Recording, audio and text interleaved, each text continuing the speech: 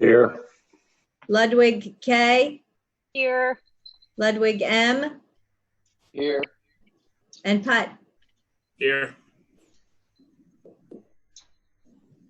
Thank you, Darcy.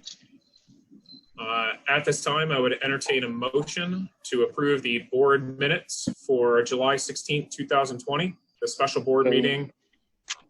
So moved. So moved. That was Mike? Ludwig M. Yep. Yep. Do I have a second? Second. Second by Kreiser. I have a motion to approve the minutes of the board meeting of July 16, 2020 and special board meeting of July 27, 2020. I believe now is the time for the second, sorry. Second. Second by Kreiser.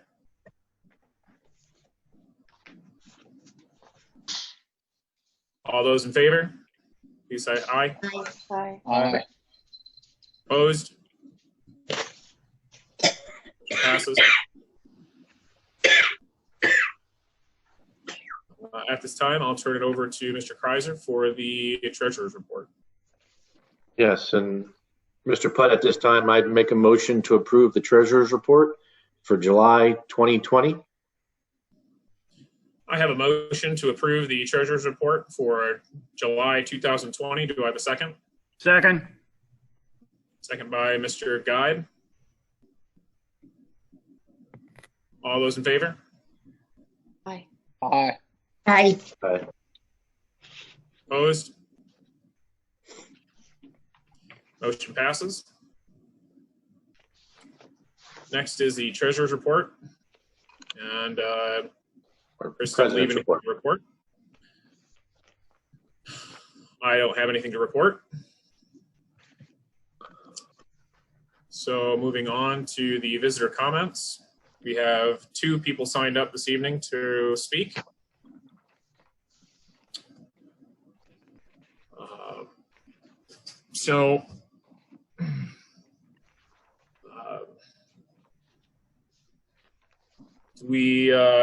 John, do you know, can you see Dave Loudermilk is first?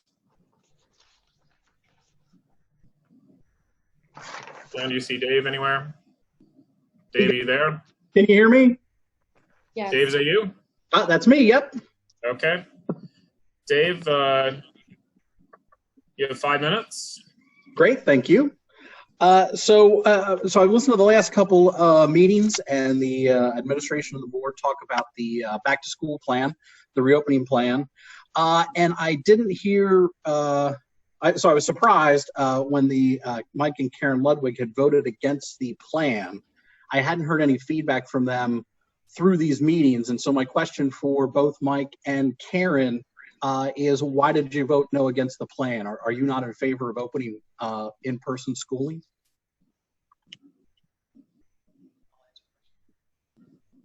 I voted no on the plan because I will not be a part of forcing anybody to wear a mask. I believe it's a personal choice. And other than that, I'm all for getting all the kids back to the schools.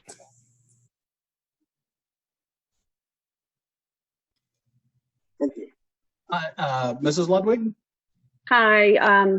Yeah, actually, I'm in the same boat. I don't believe in, forcing the children to wear it. I mean, I know that there's a medical exception, but there are going to be individuals, just to be realistic, that are not going to be able to wear it, and forcing the children to do that, I feel like it's the parent's decision. The parent should be the decision maker in that, and end of story. Sounds good. Fair enough. I was just curious. I hadn't heard any comment through the discussions. And then I just had one other question for Mrs. Gilligan. At the last, you were absent at the last scheduled board meeting, but the meeting prior, Emma Paul had spoken about some of her experiences in the district and some things that had happened to her. She'd asked the board for ideas or things that they felt the district could do to better diversity or make children aware of diversity. And I just wanted to, you hadn't answered in that session, and since you were at the missed the last one, I didn't want to let that opportunity by, and I would love to hear what you think the district could do to better enhance diversity.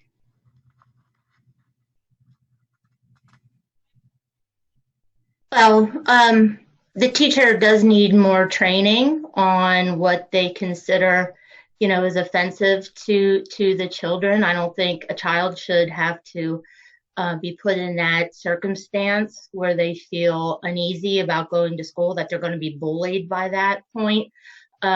It's up to the teachers, the parents, to educate all their children to make sure that they understand what is necessary, what they should discuss, what is not okay, what's okay. And the kids who did whatever, the incident, they should be reprimanded by the parents and sat down and told what was wrong and go from there. Thank you. And then at the last meeting, she also asked every director if they would be willing to donate a book to the diversity book drive that was set up by the diversity committee. And I'm not sure if Tracy is on tonight, but I wanted to see, would you be willing to donate a book to the on diversity to the effort? Are you speaking to me? Yes, it's a follow-up question. Okay, sure. Yeah, I would be available and I would be willing to do that. Yes. There's nothing wrong with that. Yeah, that's fine. Mm-hmm. Excellent. Thank you. That's all I had. Thank you, Dave.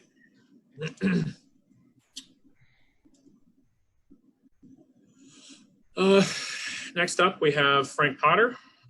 Frank, are you out there? I am. Jeff, can you hear me? Yes, we can. And you can see me this week. I can see you this week. All right. I love it when technology works. So thanks for the time, everyone.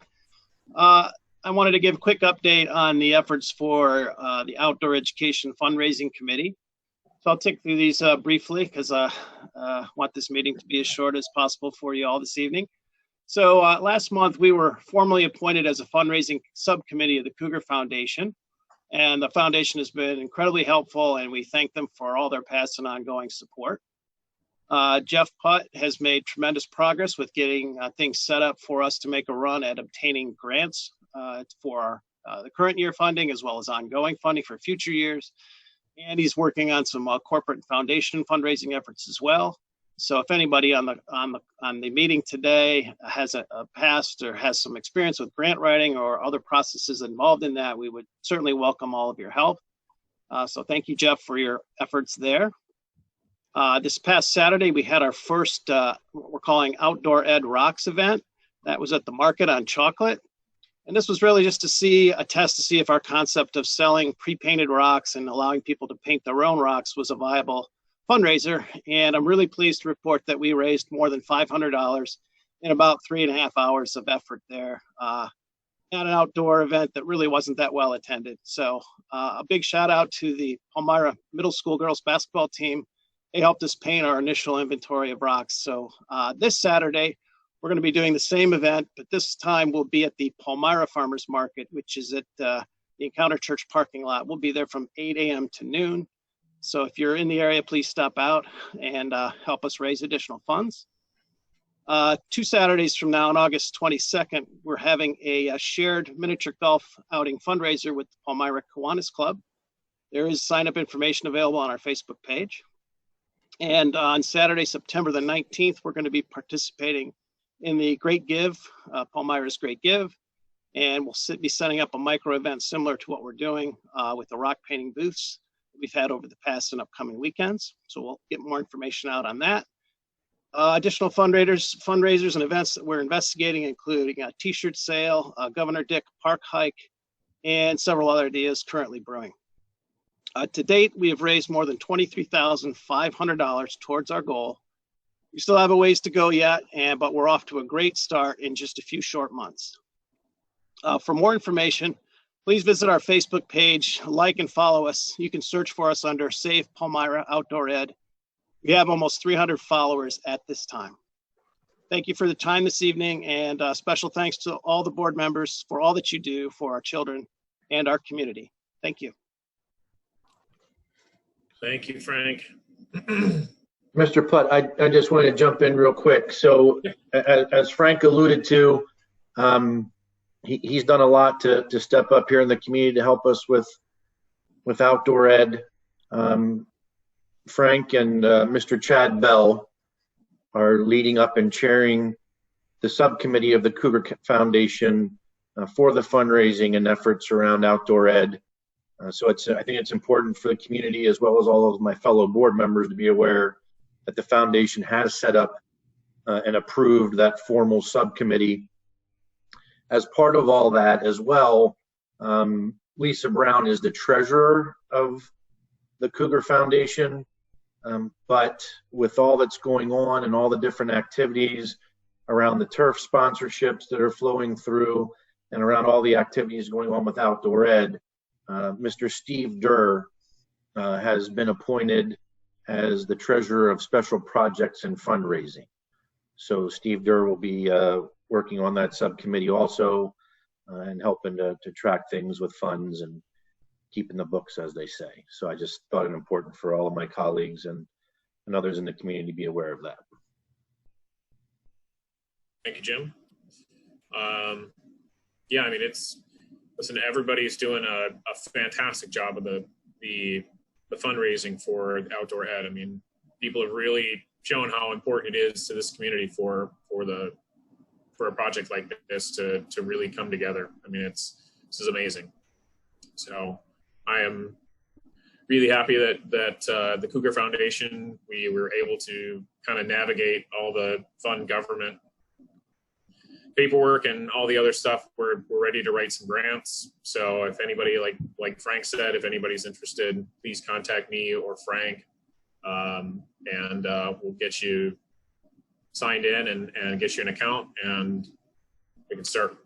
So with that, Mr. Putt, if I can just jump in 1 minute for the record, I believe Mrs. Barley has joined us. Okay. Hi, Krista.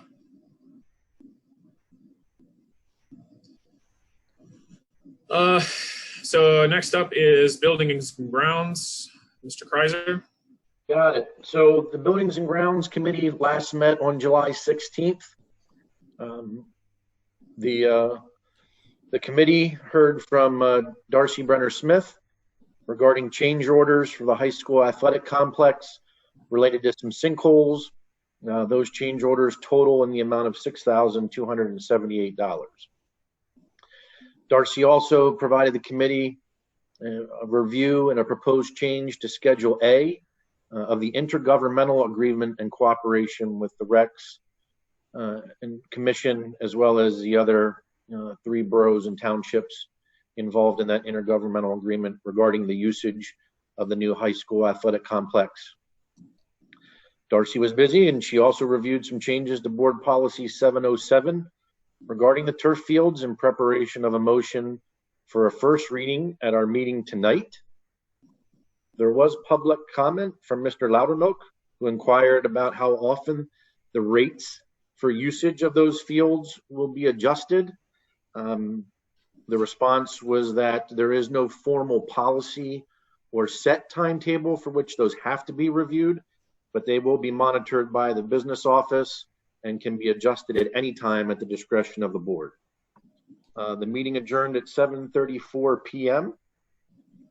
And out of that meeting, I do have one motion, Mr. Putt, and that is to approve the Buildings and Grounds Committee items as noted on the Buildings and Grounds consent agenda. I have a motion to approve the Buildings and Grounds Committee's items as noted on the Buildings and Grounds consent agenda. Do I have a second? Second. Second by Mr. Ludwig, I think that was. Yes. Okay. Any comments or concerns?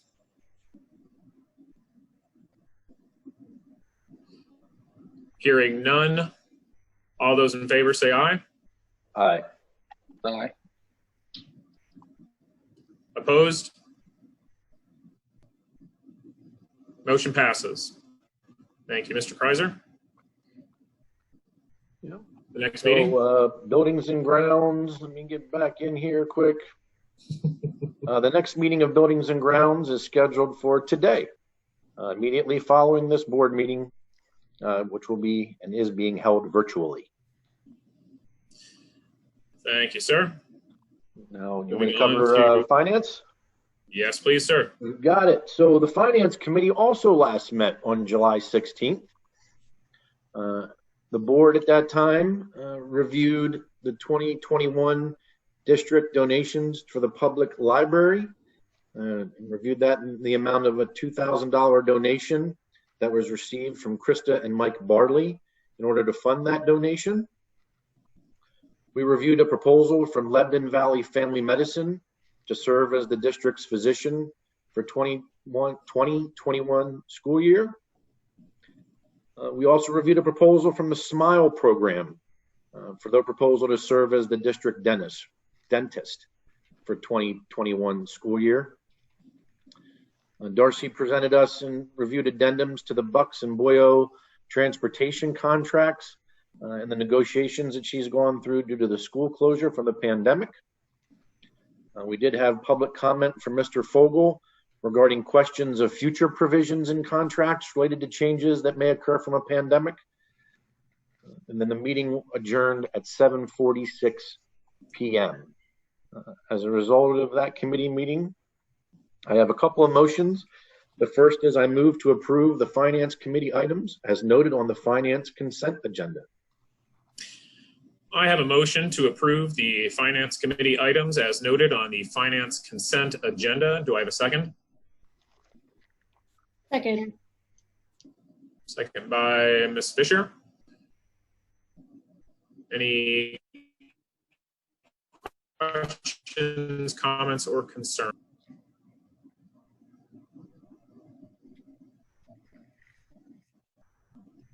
Again, I would like to thank Krista and Mike Barley again for their very, very generous donation to the public library.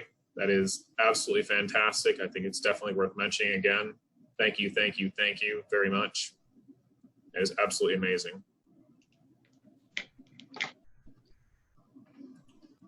Okay. Hearing none, all those in favor, please say aye. Aye. Aye. All opposed? Motion passes. Mr. Putt, I have one other motion. Dr. Kepler had emailed us about this, but this is a new item added since the actual committee meeting.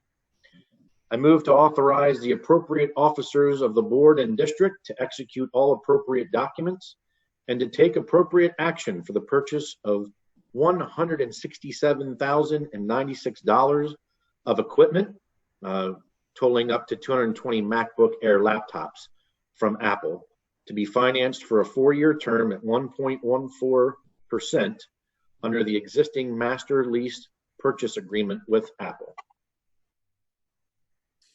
I have a motion to authorize the appropriate officers of the board and district to execute all appropriate documents and to take all appropriate action for the purchase of $167,096 of equipment that totals 220 MacBook Air laptops from Apple Incorporated to be financed for a 4-year term at 1.14% under the existing master lease purchase agreement with Apple Incorporated. Do I have a second? Second. So, Mr. Guide, Yes. any questions, comments, or concerns? Dr. Kepler, do you mind, just for the benefit of the community who didn't see this subsequent to the last committee, right? This has to do with the virtual learning and Cougar Academy and things like that. So can you maybe give a brief overview, please? Certainly. This is additional hardware that we're requesting in order to meet the demands of students whose families are asking for them to begin the year in our Cougar Academy. To give you background, we have currently at the middle school, or excuse me, at the elementary, 116 students registered for Cougar Academy. Middle school, an additional 64 students either registered, 47 of those confirmed, 6 enrolling, and 11 others that we're still waiting to finalize. So significant increase in our learners in that program. So this lease, what our vision is to meet the educational needs of these students, add this lease. This is money beyond our budget. We do understand that there is additional dollars yet to be allocated through CARES funding from the federal government that the state has not yet allocated that will look to help offset this. But then additionally, when this pandemic ends, speaking to that in the positive, if you recall, we pushed the replacement of some teacher laptops back a year. We would use these then hopefully in 21-22 to roll in what we would have purchased then for our elementary teacher laptop replacement, and we would utilize them in that manner. So should students in the future return back to our brick and mortar, we have use for this hardware anyways. And the amount that's over budget, just the 1 year amount under the lease is $42,576.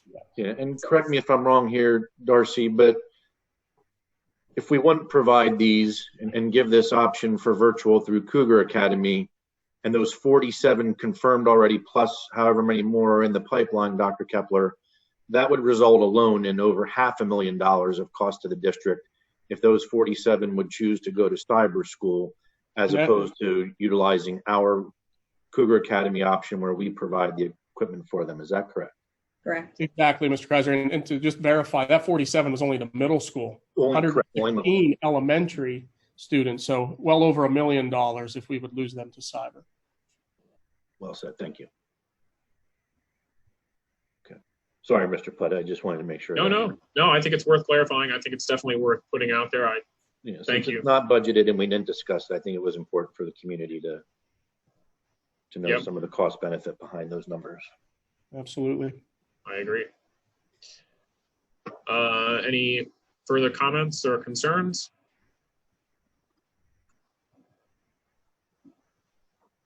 Hearing none, all those in favor, please signify by saying aye.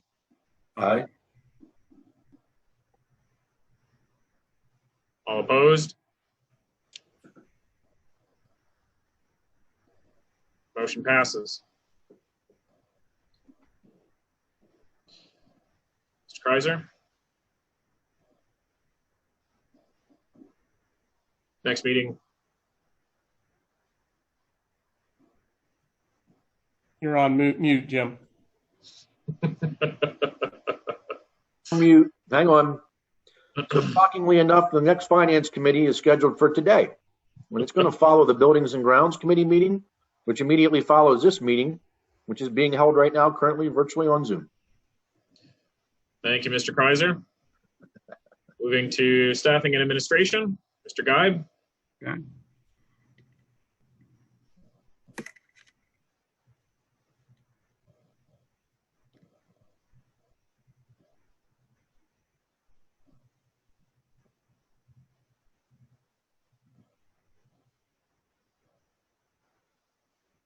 Okay, Staffing and Administration met on July 16th, 2020.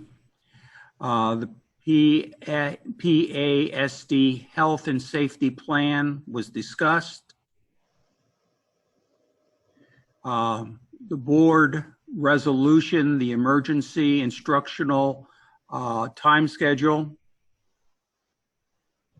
district calendar was revised for 2020-21. And we had a special board meeting on July 27th, 2020 to approve the health and safety program. There were numerous public comments, as you can see, and the meeting adjourned at 9:56.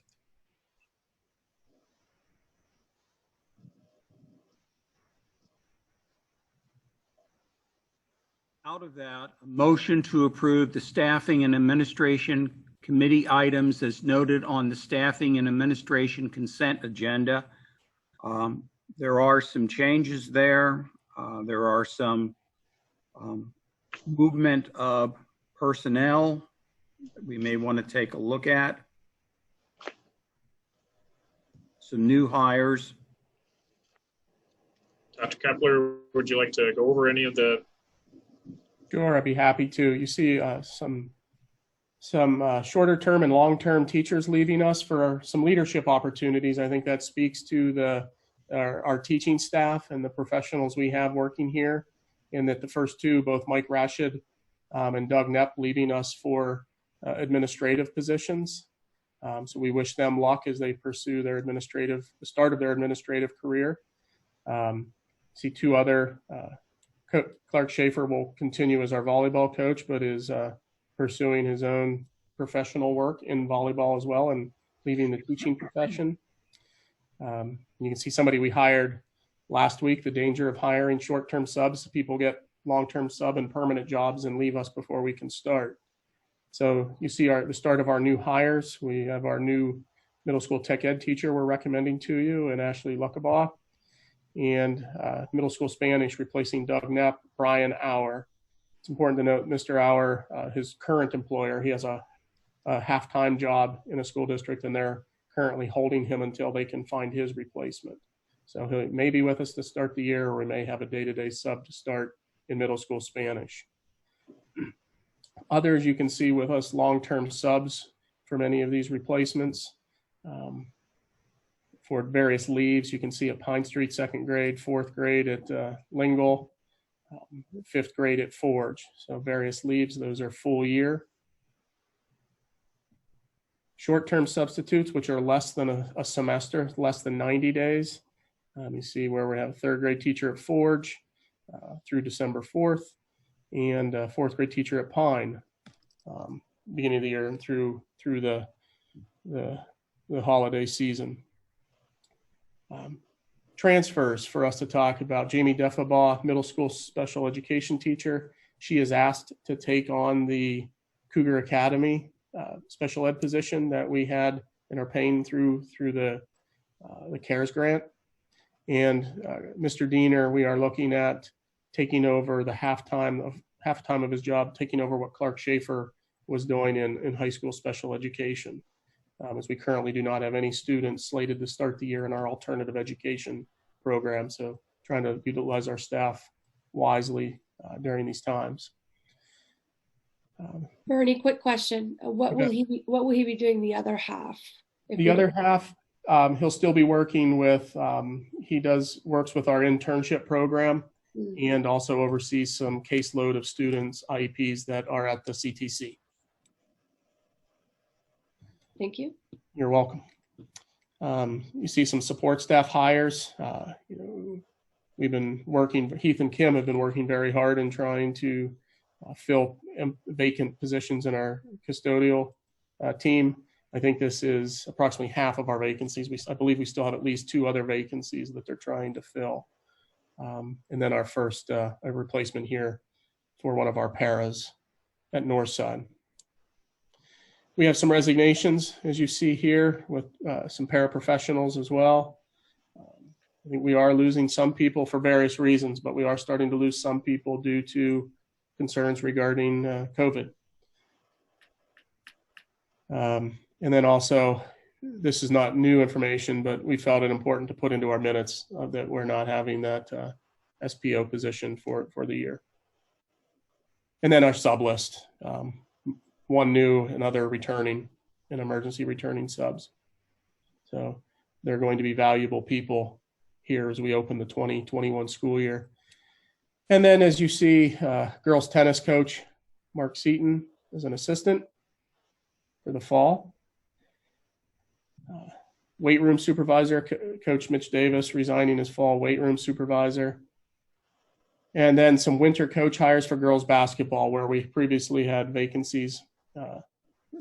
Mr. Weidler and committee recommending John Pauley as our new head coach of our girls basketball program. Jenna Loudermilk is varsity assistant. Jenna had previously been on our staff the last number of years. Coach O'Connor, 7th grade girls basketball, and a few still open positions. See volunteers. Item 14 I want to note is our special ed council that had been with our Barley Snyder firm as our solicitor. Bill Z and some others left that firm, started their own firm. It's been an amicable split. In fact, our Barley Snyder has encouraged us to stay with Bill as special ed counsel. So we're asking you for that approval tonight. And that hourly rate remains consistent with what we've been paying. And we have some openings on our Cougar Foundation board representatives that are being recommended to you tonight. Our North Londonderry Township representative and our Palmyra Borough representative. So that concludes the S&A consent agenda. Okay. I have a motion to approve the Staffing and Administration Committee items as noted on the Staffing and Administration consent agenda. Do I have a second? Second. Second by Mrs. Fisher. Any further questions, comments, or concerns?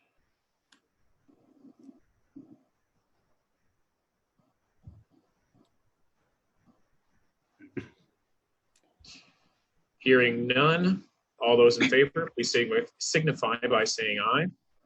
Aye. Aye. Aye. Opposed? Opposed. Is that Ludwig, Michael. Mr. Ludwig? Thank you. Yep. So 6-1, the motion passes. The next meeting of Staffing and Administration will be August 13th, tonight, immediately following the finance. Thank you, Mr. Guide. At this time, I would entertain a motion to adjourn. Adjourn. I have a second. Second. Second. All those in favor, please signify by saying aye. Aye. Aye. Opposed? This meeting is adjourned.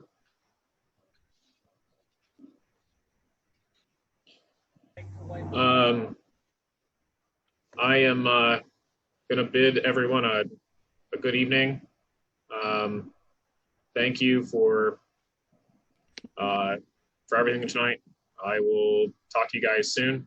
I'm gonna go enjoy some rainy, crummy beach weather. See ya. Have fun. Thank you guys. Bye. Have a good night. Christina, it's all yours. All righty. Thank you, Mr. Pat. Enjoy your time. Thank you. All right, we'll move into buildings and grounds. Jim, You got it. I believe where you're handling that this evening.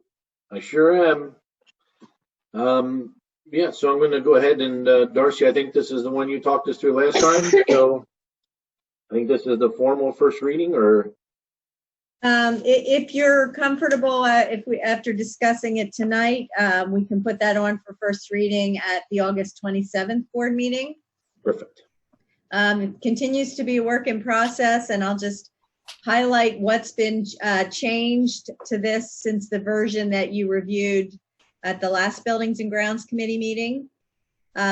We had talked about two groups or subgroups that would be exempted from the fees for rental of the turf complex. And at the time we had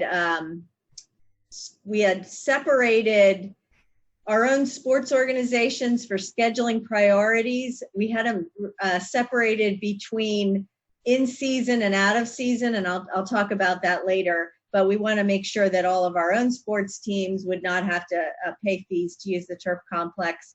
And then also the booster groups, because of the discussions that were part of the capital campaign project, that conversations were held with all the booster groups that they would be looking to hold fundraisers in the turf complex that would support that capital campaign. So there would not be fees assessed. So there's now language in this version that addresses that. And then we also had some further internal conversations about just combining that group in-season and out-of-season sports back into Group 1. That scheduling priorities will be addressed by the athletic director, by Brian Weidler. And it's since we've had that separation, there's just been a lot of contention as those groups have incurred custodial fees. And this would eliminate that issue, that our own sports teams, whether it was in season or out of season, we still strongly encourage them to use our facilities when we have custodians working regular hours, so that we're not incurring custodial overtime. But that would also be managed by the athletic director in approving those scheduling requests.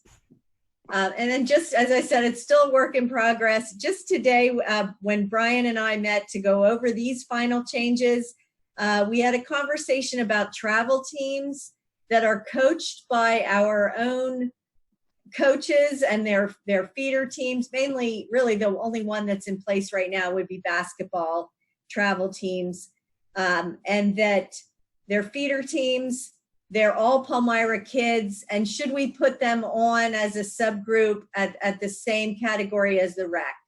And that would be our recommendation if you agree that makes sense.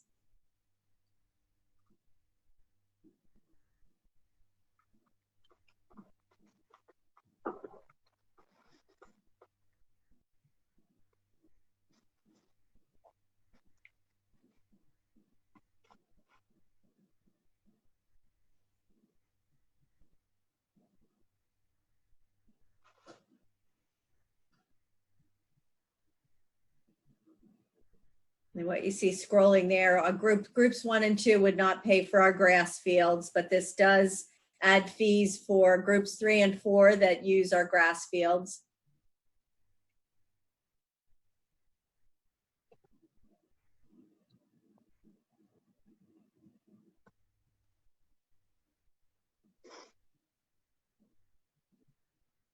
And these fees are the same as we showed last month, and this was based on surveying some other school districts that have similar facility complex to what we're opening.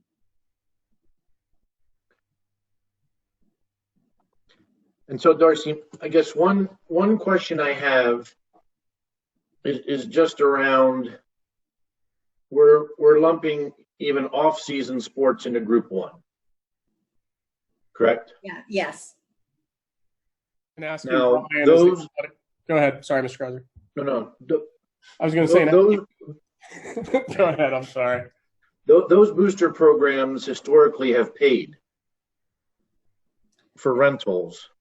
We didn't change the booster program. It was just that we had and it was for scheduling priority mainly. We broke that out, and we used to have we had Group 2C was our own sports teams out of season. Right, but I guess what I'm saying is, if you were on the soccer team or the baseball team and you wanted to practice outside of your season, the boosters paid a fee for those teams to use in the net. The district didn't pay for that. The boosters paid for that. Right? Right. So now those boosters would be getting those rentals for free.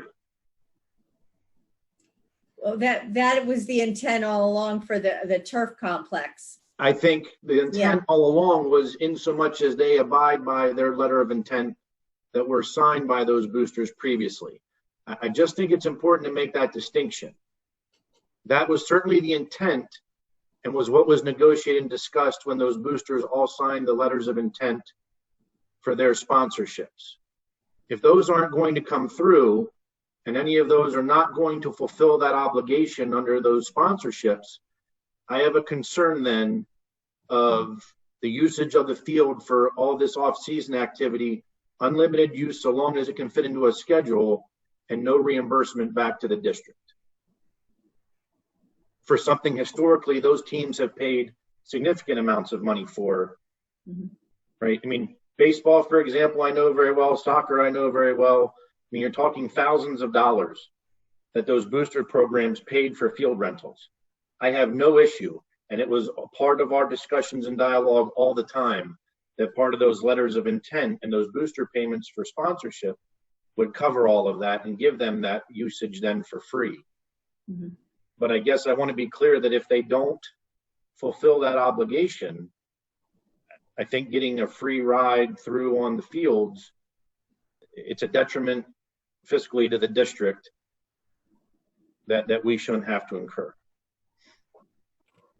Does that make sense? Anybody else have kids that are in any of these programs that are paying $6 a time every time your kid goes to a damn practice, and $1,000 out of boosters? And I mean, I don't, just me? Am I the only one with kids that are practicing? And my understanding that the policy does not address them paying any of that.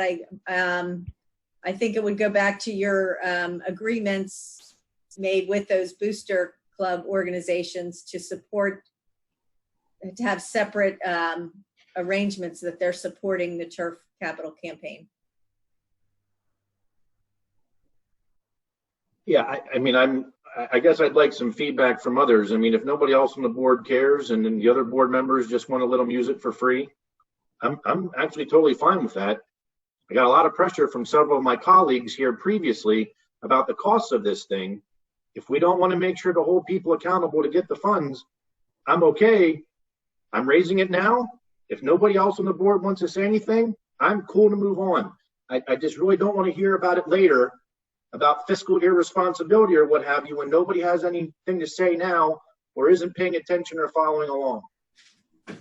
Are you saying I'm against the whole thing from the beginning, and that hasn't changed. So if you're talking about me, are you saying the boosters should pay or shouldn't pay? I'm sorry.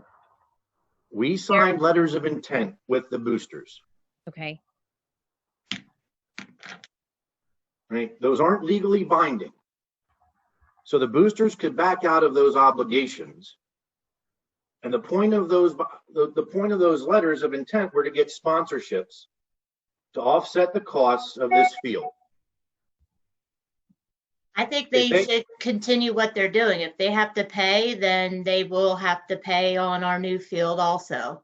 I think they should pay. Yeah, if they rented to the net, I mean, why can't they rent from us? Yeah, and I think, Bernie, it's just important feedback for you and Darcy to have when you follow up on those letters. We need to make that distinction in the policy, or specifically carve it out in the follow-ups with the booster sponsorships, that those payments entitle them to the free usage at schedule availability of these fields. And I think that's my thought. And Mike, I understand you were opposed to it, but to ignore it then later when there's fiscal implications of the district, I don't understand. Like, it's 3 years a ago, disaster. You guys shouldn't have done it. I'm against it. Comment on? You got it. You know, what else do you want, Jim? You got your happy little field. All right, you got it. What do you want from me? So if you don't care about the fiscal impacts to the taxpayer that you complain about all the time, you also voted to raise taxes. I voted no to raise taxes. I voted no to raise taxes, Jim. So that's where I stand. And you'll have to raise taxes again and put us in a more deeper fiscal hole if you don't do something here now on the usage of the fields by the boosters and the various programs. Or you can just be quiet and say that you lost go ahead 2 and years lead ago. It, all right? It's your train. Go ahead and do it, conductor. I was against it. I'm still against it. I think it was a horrible decision. Then the pandemic hit and made it twice as bad of a decision. So I'm not going to blame that. Any other future bad impacts too, right? Okay, that's all right. I got you. Jim, could you explain something to me so I can get this straight in my mind? Where the boosters promised certain things, favorable things to, in fact, make their contributions. So aren't we obligated to live up to those? Or are you saying that's a different matter? I'm confused there. I could be wrong. But Darcy, have any of the boosters made any payments in accordance with the letters of intent? Not if one booster program made a payment yet. Not that I'm aware of. No. Unless it was held by Larry, all of this was negotiated 2 years ago. right? We went to the boosters and said, can you help contribute to make this as cost effective for the district as possible, right? We need as much help from the boosters as we can to make sure that the district has as minimal fiscal impact as possible. Most all of them, and Bernie, I don't remember them all, but most all signed a letter of intent. And that letter, Larry, was negotiated in good faith, that if you do contribute those sponsorship dollars, then the district will work with you to have usage of the fields and do these off-season things and everything else without charge. Okay. But those letters are not legally binding, right? They're not notarized. They weren't witnessed, right? In the case of some of the ones that I was on the boosters for, you know, the officer who signed that letter, since this happened so long ago, might not even be an officer on that booster board anymore. I have a question then, Jim. Okay.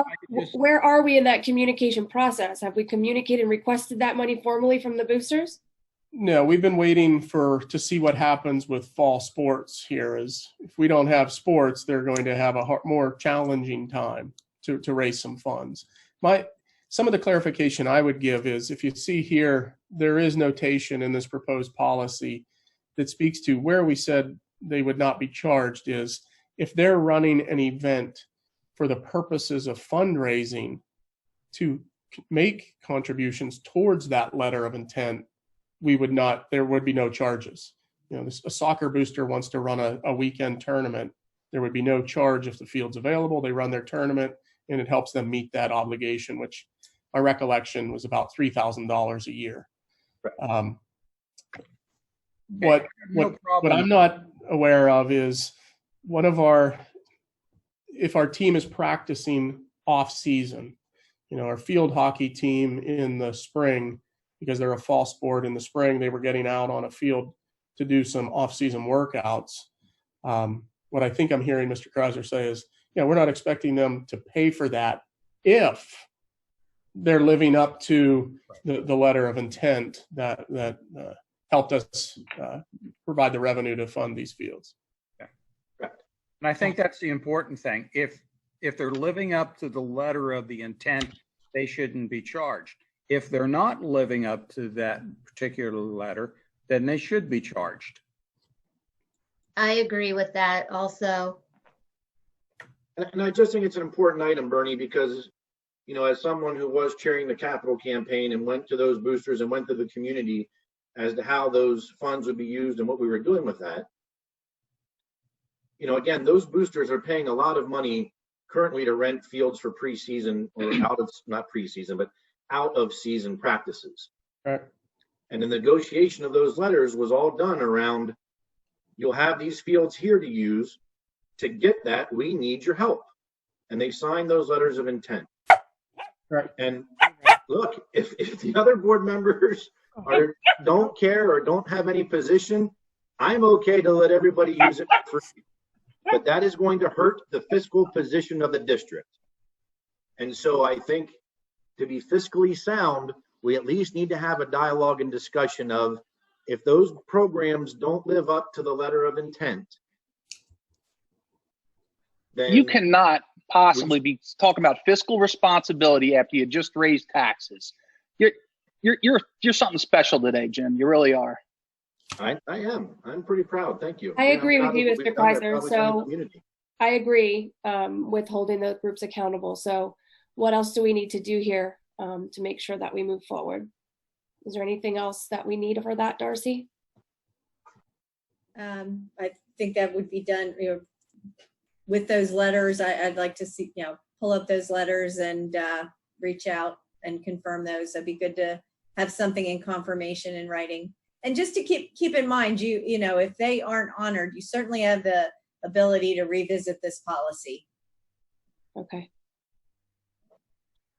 And one thing in support of Jim, raising taxes has nothing to do with pledges that have been made to support the athletic field. It's two different areas. They shouldn't be confused. I wasn't confusing them there. Yeah. So Darcy, again, I don't want to be the lone voice on this, but I think that, again, it's an important thing that was negotiated. It was a part of the consideration of the board and others moving forward. And I understand times change and things happen, but I think if we can't meet those obligations in the letter of intent, there has to be flexibility in this policy for the board to and the administration to reevaluate then rentals out of season if those funds don't come through per those letters. Yeah, we'll reaffirm those letters of intent. That's certainly, it's a good time to do that now. Okay, thank you. Yeah. All right. Any other questions on that? Otherwise, we have a fall 2020 rental rate and sponsorship, which I guess we're looking at a motion, Dr. Kepler or Darcy? Yes, this was a request. We have a facilities request from Future Stars, which is one of our sponsors, and as we just left the board policy 707. That's still a work in progress, but the policy does reference being able, if there are long-term relationships with sponsors, being able to get board approval, but it does require board approval of rates that would deviate from the policy. And our recommendation, they've requested 5 weekends in the fall. The sponsorship rate for the 11 weekends that will start, 10 weekends that will start next year as part of the sponsorship agreement is at a cost of $1,150 per weekend. So that is the request as opposed to what's in the proposed policy, which would be $110 per hour. And that is for the turf baseball field and the varsity softball field for 5 weekends at $1,150 a weekend. And has has Mr. Weidler reviewed and approved the timing of those and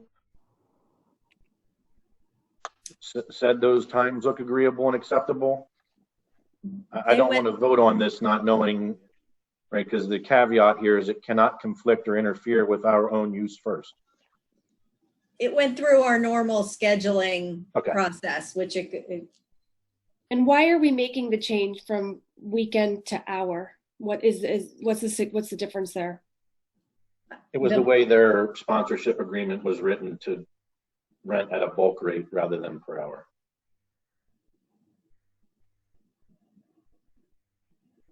That we think it's appropriate that we're going to bring anything like this in front of the board. Dr. Kepler, is there any way to put a financial number together about how much it's costing us for not being able to use this awesome turf field if the sports are canceled? We would be able to identify lost revenue from rentals. That would be a decision we would have to make too, that if or interscholastic athletics don't occur, or is there still a desire to rent fields for what would be community-based athletics? That would have to be a decision that would need to be made. But in terms of lost revenue,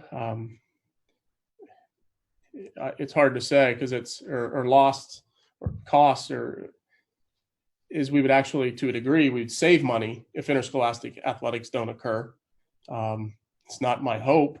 I'm hoping we can get kids participating. But so I think probably the other way around. If sports don't happen, we save money.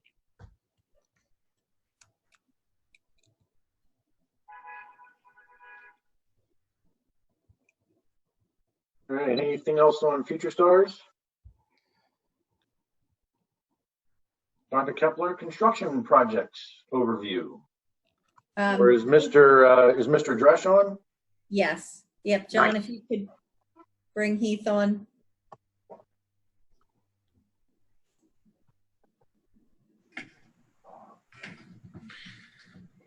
Hey, can you hear me? Yes. Okay. Update on the turf project. They're moving along pretty good. They're hoping by next Friday, the majority of the contractors are off site, meaning they're done what they need to do. There's a couple issues going on right now with some fixtures and stuff that are a little bit delayed because of the whole situation we're in right now with the pandemic and that. But it should be moving along fairly quick.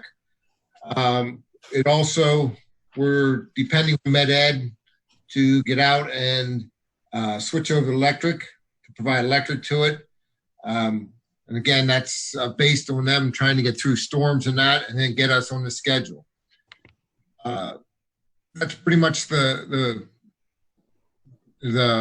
turf project. As you can see, the field closest to the school, that turf is down already. There are a couple small areas that they want to fix. And then the other baseball field area and field hockey, that one is, they're hoping by next Tuesday to have all the infill in that and be done. Again, you know, the seeding and stuff, they're going to hold off on the seeding. It's the weather's just too hot to be seeding grass right now along the outside. So they will have to come back for that. That's not something that we're pushing that they have done by next week. So otherwise we're just throwing grass or seed in the ground and it's not going to grow. But they're aware of that and moving ahead with that. Moving on to North Side. North Side, due to the cooperation between the maintenance staff, custodial staff, I should say, and the contractors or Reynolds, we were able to get the teachers in 3 weeks earlier than what the schedule had really planned. So they got 3 days in to set up their rooms. A lot of them, it takes more than 3 days just because of the situation that they ended in last spring.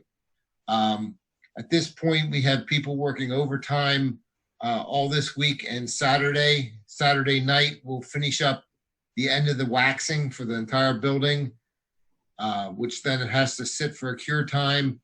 The 24th is when we're scheduled to bring everything back to normal. And then we'll be bringing in all our custodians from every building into that building the 24th and do a final clean of it. And then there's a couple small items that'll have to be, but for the most part, the building will be ready for school. The other items that are left will be nighttime things that the contractor will be working off hours. So I think this project turned out to be a very good project from the standpoint of the cooperation between the district and Reynolds of getting it in. I think, you know, we're going to get the teachers in probably faster than we thought. So if there's any questions, I can answer them. Just hearing none quickly, I'll just jump in and thank Heath and Kim for the work they're doing, both with these projects and management. But in terms of overall preparations for reopening school, relying heavily on them for materials, cleaning agent, equipment, and the sheer volume of ordering and management that they're putting in needs to be recognized. So thank you to Kim and Heath.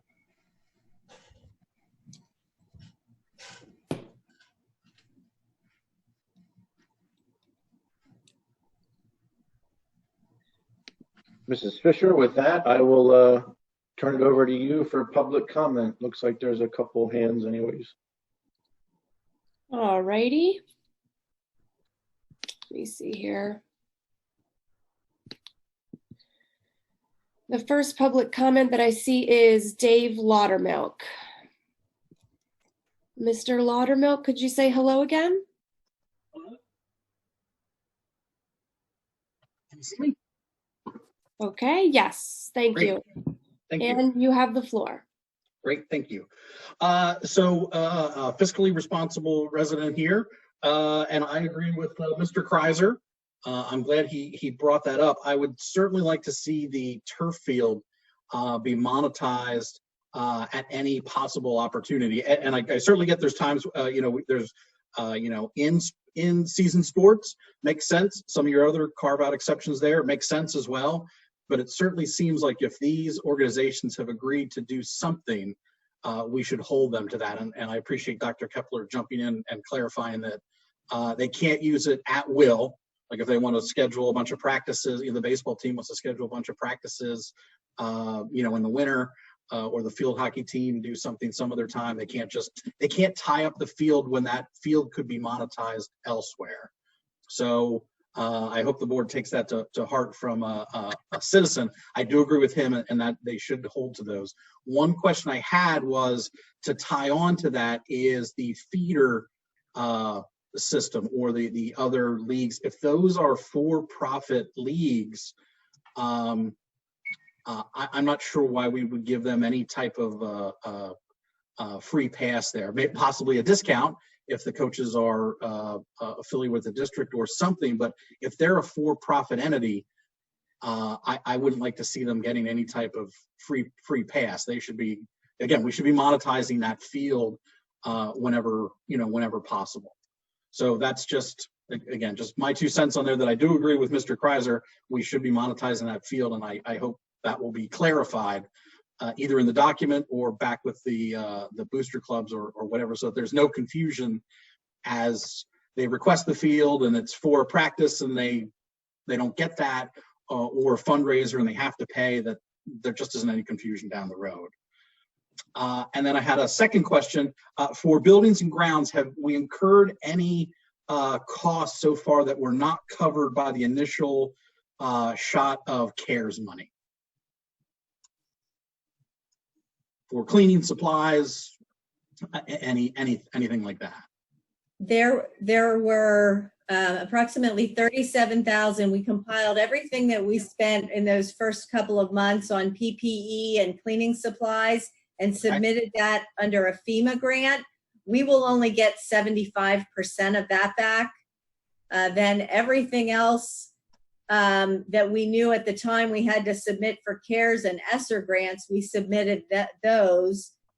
But there are still more expenditures coming in, more desktop plexiglass requests for teachers that are justifying they have a doctor's note and an ADA exception. So we had to turn around those grant requests very quickly, and we submitted all our known costs at that time.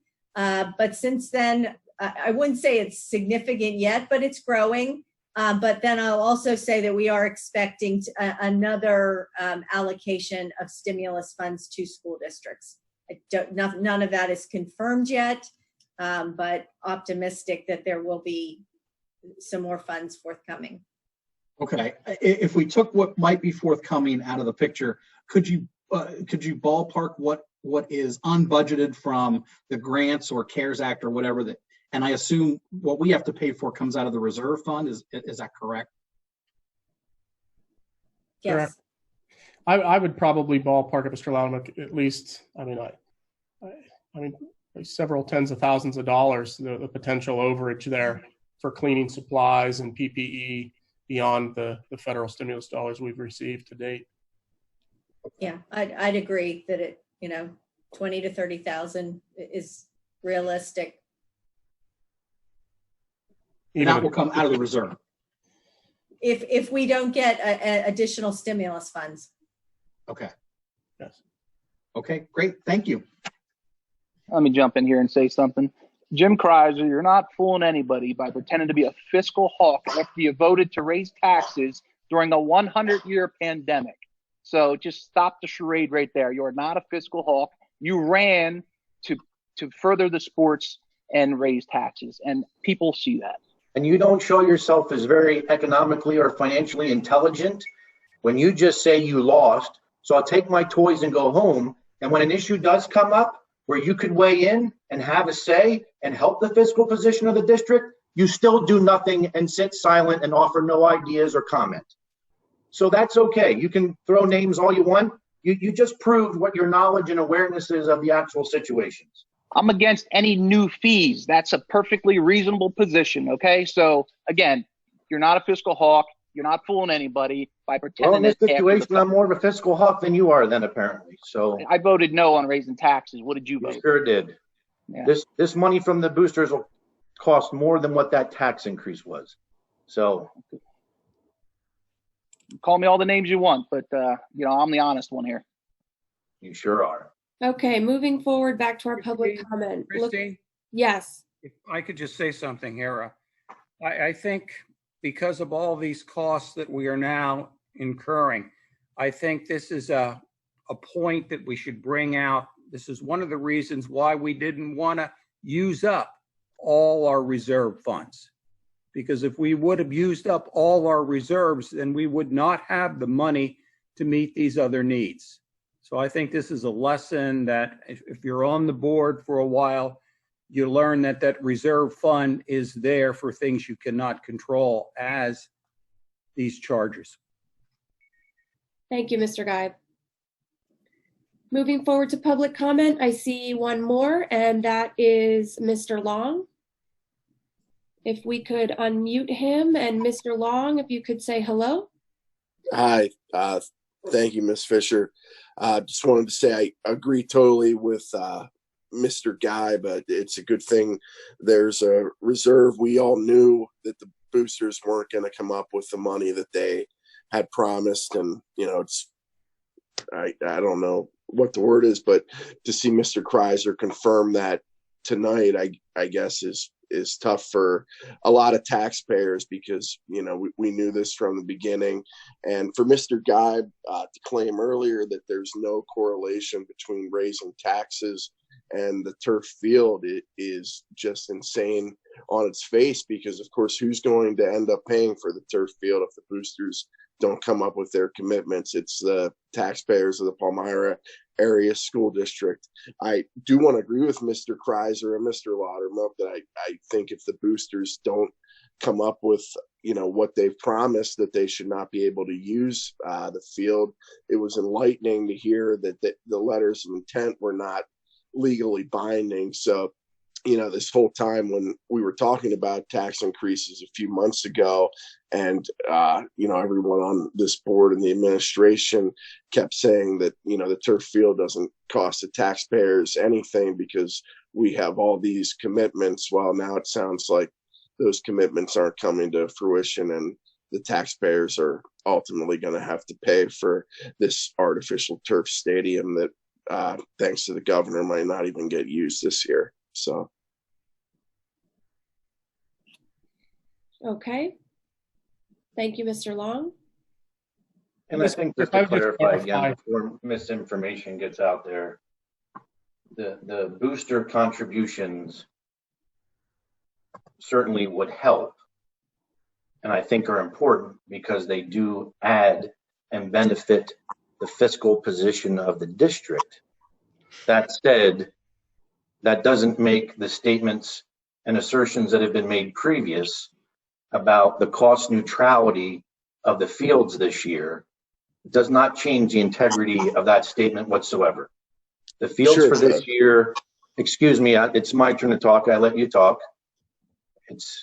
The fields this year are still cost neutral, absent of that.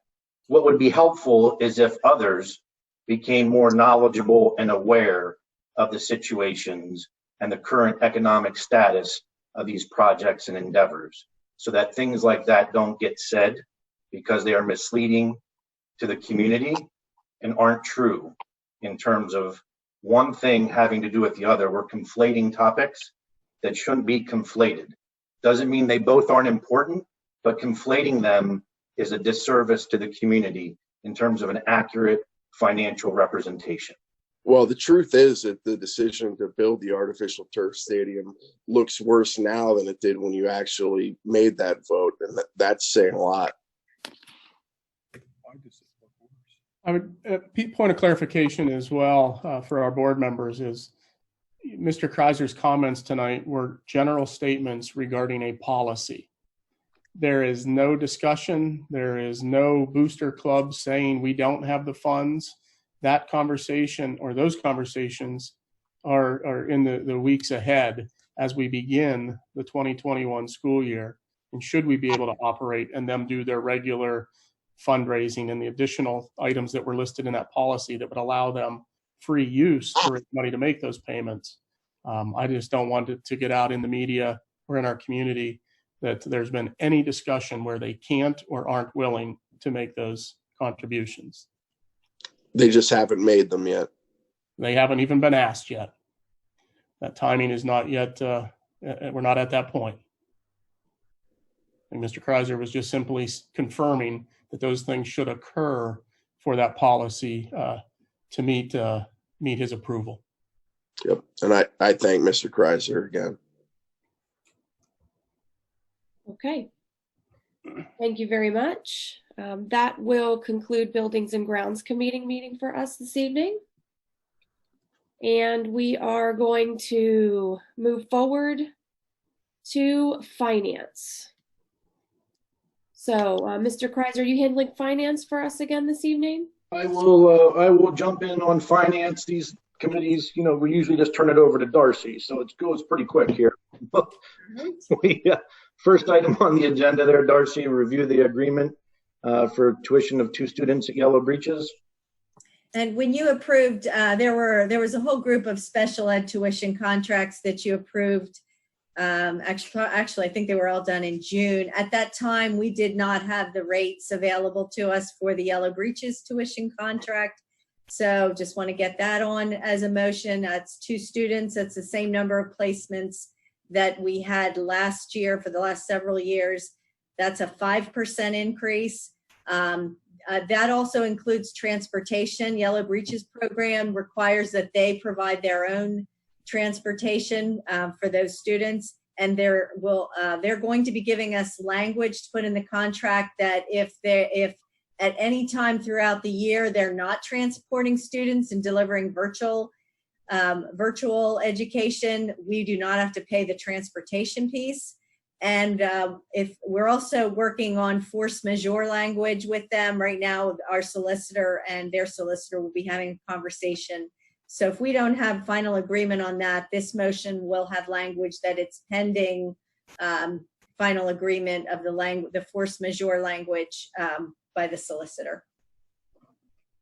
And which is similar. We did successfully get the language that we wanted in all of the other special ed contracts. And Darcy, these are all, all the rates and levels are all within the contracts that we previously approved for placements at Yellow Breeches, correct? Yep, this is what we budgeted for 2 students, and the 5% increase, while certainly a little higher than we like, we typically budget a 5% increase annually for special ed contracts. And that is our trend.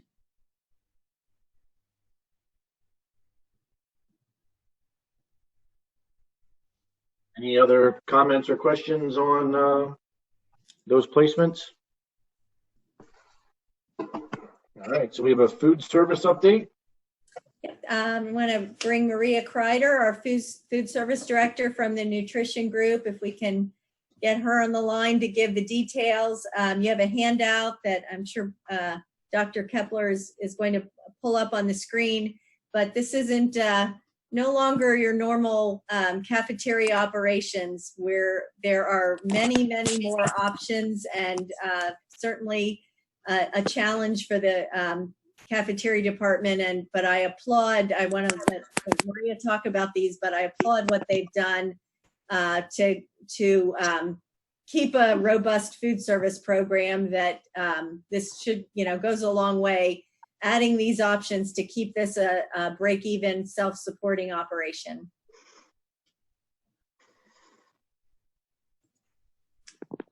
Do we have to unmute her? Get Maria. There we go. Hi, Maria. Hi, everybody. Can you hear me? Can you see me is my question. Yes. I turned my video on. Okay. All right. So we just have an overview here of the plans that we're putting in place for the school year. Looking to, of course, serve breakfast and lunch in school daily, as well as find a way to send meals home for students for their off-at-home days, and provide meals to families staying home for virtual options. So as we scroll through, you can just see some of the details that are in place for feeding students. We, of course, are going to be wearing gloves and masks, temperature screening at the start of each shift. Lunches are going to be simplified as well as breakfasts, but we're still hoping to offer a nice variety and create options to social distance and move students through the line. The A/B schedule and take-home meals, some of the plans are still being finalized, but we're looking to distribute those between 6th and 7th periods. And they'll be able to get them home and refrigerated and have them for their off day. So I've been working with Dr. Richardson and Mr. Popejoy on those plans. And then we're looking at providing meals for both Cougar Academy and students choosing to do the more temporary online learning due to the pandemic. So we'll work through those plans as we go along. And just some other notes on wanting to utilize the app to the best of our ability. The first week of school is definitely going to be about feeding students. And then as we go along, we'll find ways to incorporate customization and more favorable options that they're used to. And we're looking to make cashiering as touchless and hands-free as possible. The policy that we're looking at for cash handling will be not returning change, so cash can be used, but we just don't want to spread germs by redistributing change. So any change from the purchase will be added to the student's lunch account. So I'm happy to answer any questions, and there's a lot more detail in the outline. That was just an overview here.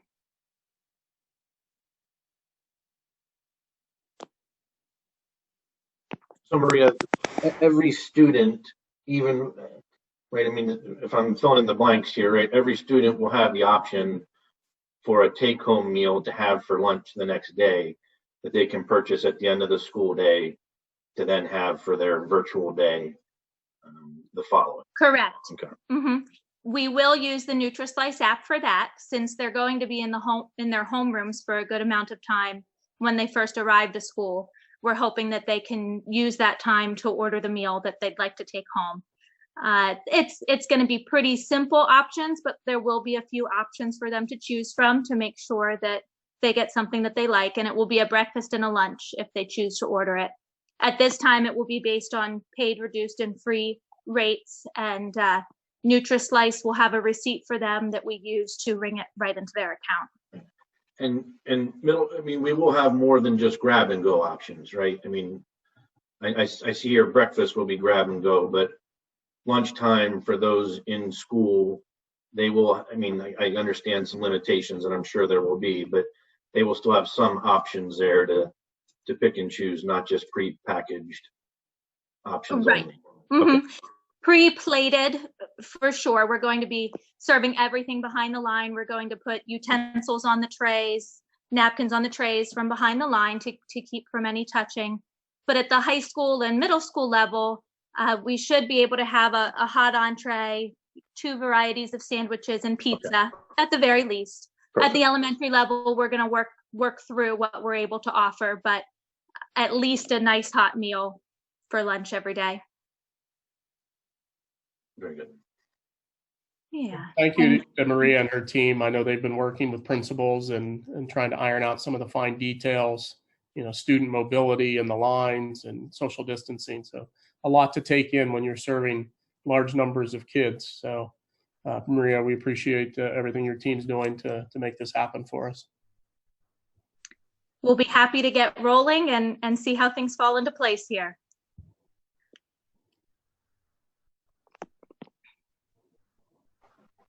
Okay, any other questions on the food service overview and update? If not, Darcy, we discussion on lab fees and parking fees.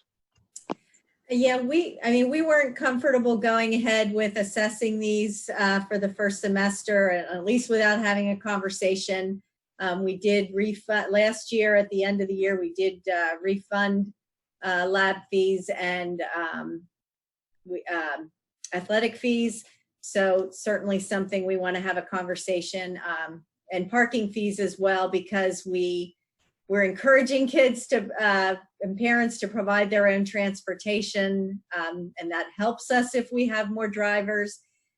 If we would waive that for the, I'll tell you what we bring in an average year for the whole year. The $20 lab fees that are generated from just high school, just certain classes, and it's waived for free and reduced. The classes are science, music, family consumer science, business, art, tech ed, and band, all classes where there's more of a purchased items to deliver that that curriculum. That for a whole year in 18-19, it generated $16,800, and the parking fee is $25, and that generated about $3,300 in 18-19, which that was a very normal year. So about $20,000 in revenue for a full year. And as we said, we just didn't feel comfortable going ahead and charging those, even though they are in the budget, without having a discussion at the board level whether that's equitable.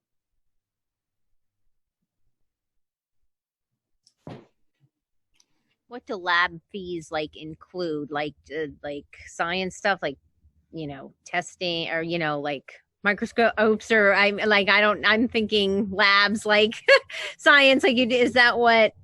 It's a flat fee of $20 for certain classes, but the classes that were identified early on when this was started are classes where there are extra things like, things that are purchased for experiments in science classes, family consumer science. There's obviously, food purchases, those kinds of things, music, there are sheet music supplied, art classes, obviously a lot of art supplies, tech ed, wood, et cetera. So it was designed to match up to classes that have more of a supplies need. But it's a flat $20, and we don't look at each class and say, okay, we don't have any kind of a matching of that $20.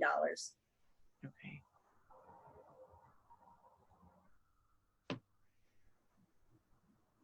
We're basically just looking for guidance as to, particularly in middle school, high school, we're starting in an AB rotation, to fully charge. We at least are not charged. We wanted some input from the board. I mean, I'm not opposed to assessing the fee. I guess I'd like to have a better understanding of, will they still get the same experience out of that fee? And we paid for an accounting lab fee for my son. In a virtual, half in, half out, are we really going to have an accounting lab fee? I don't know how all the classes are going to work in detail to make that assessment, right? For tech ed, if we're still going to be doing the projects and still having access to the supplies and guitar theory, if we're still building a guitar, regardless of being AB, and they're still getting that experience when they are there in person, then I don't see why it wouldn't apply. I think we have to assess it. To me, I'd have to know kind of on a, I don't want to say case by case for every single class, but I want to have somewhat of an understanding of how will their experience in that class be affected with the AB schedule before just saying, yes, still assign the fee. Does that make sense, Darcy? We discussed those same concerns, that we were concerned that we would receive criticism. If we charge it as we normally do, there would be criticism that, and in all fairness, criticism that we at this point in the year we can't guarantee what uncertainties there might be, and that there could be criticism that certain classes we wouldn't be able to deliver.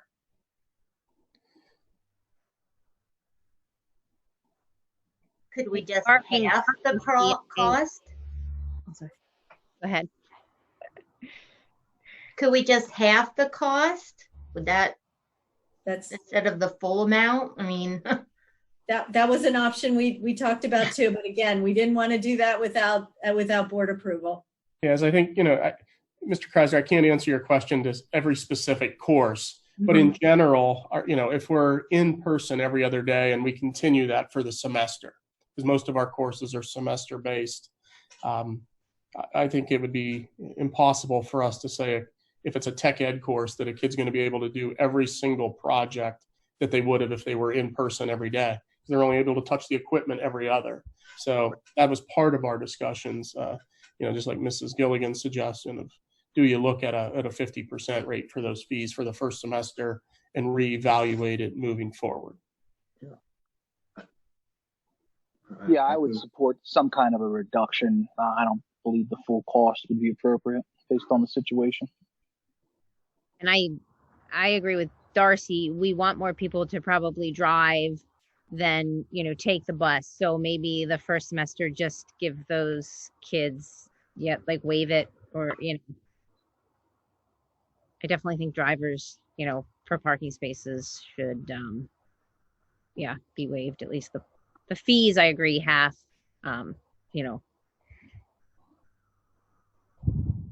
Yeah, if we waive the parking fee in total, that for a full year, that's $3,300. So we'd be waiving about $1,600 if we do that for half a year. So am I hearing a flavor of waiving parking fees for the first semester and going 50% on lab fees? Certainly. Yeah. I support that. 50% on lab fees for first semester. Correct. And reevaluate where we're at second semester. Okay. Yep. I'm on board. Okay. Sounds good. Great. Thank you for the direction. Okay, moving on to public comment then. I do see one hand, Mr. Laudermilk. If you could say hello to us again, please. Hello? Yes. Oh, there I can see it. Thank you. And I apologize for all the finance questions tonight. I'm just trying to make sure I have all my ducks in a row for the budget next year. So as far as the finance, it mirrors the same question I asked during buildings and grounds.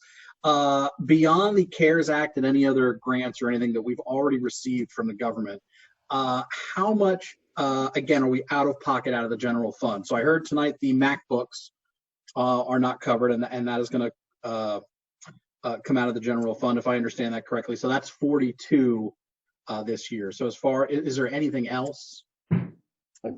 I'd say cleaning supplies, Mr. Loudermilk. We're looking even now tracking $10,000 to $20,000 with cleaning supplies and PPE that we need.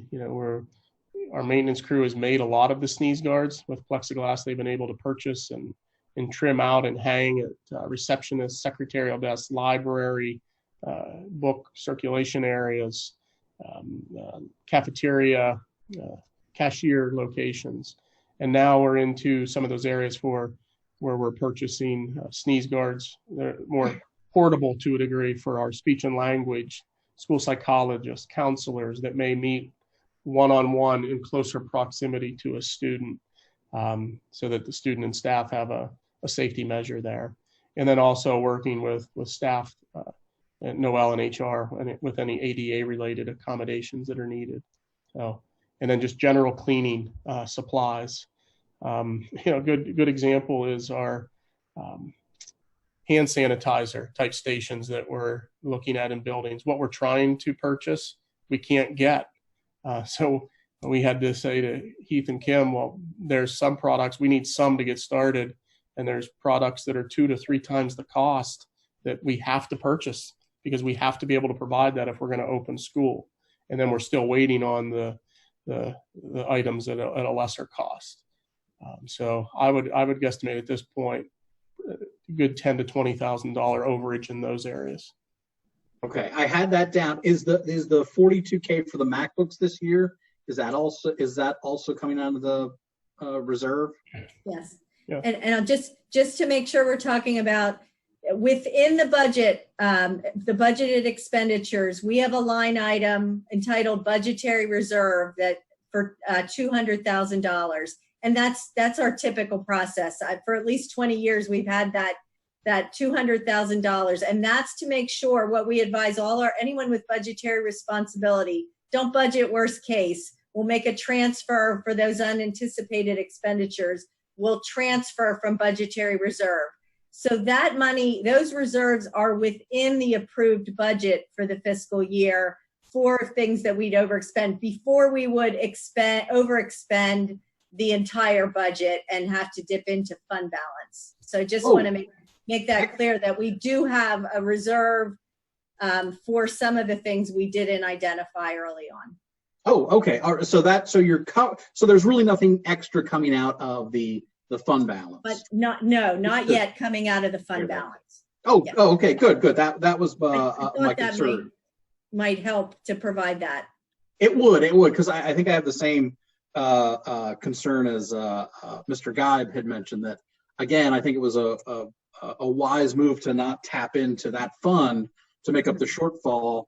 I wasn't aware of the 200K set aside. I thought we were already tapping into that. And so that makes me feel a lot better about that decision, and that money remains untouched. Great. Thank you. Okay, thank you, Mr. Laudermilk. And that concludes finance for us this evening. Sorry. I'm already on tomorrow's schedule. Moving forward to staffing and administration. Mr. Guide?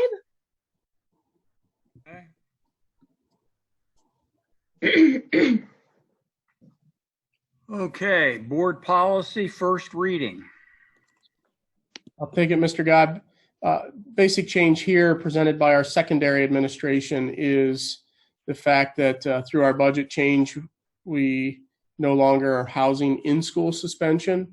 In-school suspension specifically mentioned in this policy. So proposing the first offense, everything remaining the same except the suspension being out of school. Catch. So that's it.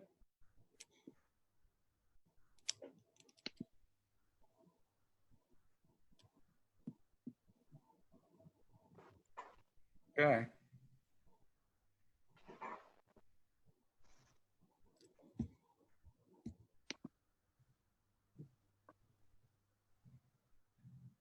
Who runs the in-school suspension program right now? We have a staff person doing that? And if so, what's going to happen to them?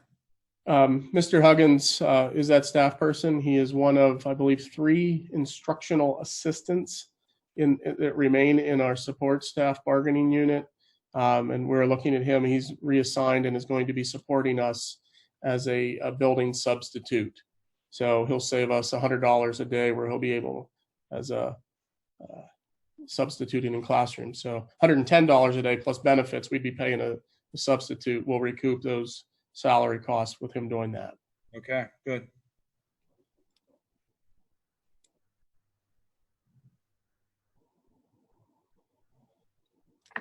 Okay.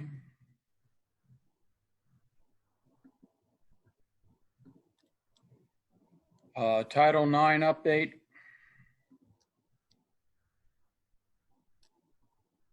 Yes, good evening. We have, I just wanted to bring you up to date on the Title IX updates from the United States Department of Ed. We are just at the beginning stages. There are several recommendations that we must have as a district changed on our website. It was approved in May. We received information from PSBA just last week to change some policies, so we're in the middle of it. But by tomorrow, there was mandated things that we had to have on our website. So I went ahead and put, instead of just saying harassment and discrimination, we relabeled it to say Title IX sexual harassment and discrimination policy, so it's very clear. We also need to have on our website policy 103 and 104, which Mr. Kreiser, you'll be happy to know that we talked about those in March and approved them in March, but there are some major changes now since the United States Department of Ed approved some changes in May. So I will be bringing those back for us to reapprove at the next board meeting.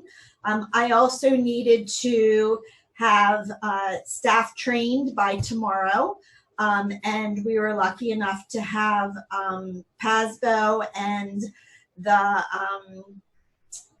the Fox Rothschild law firm presented a 7-hour training. So in the midst of all this COVID and what we're trying to do, all building staff sat and attended a 7-hour training on the new Title IX regulations.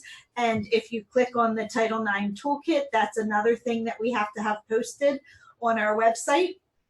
And that is, it was like 265 slides in the 7 hours. So that is on the district website if you're ever interested in and would like to read through the 265 pages.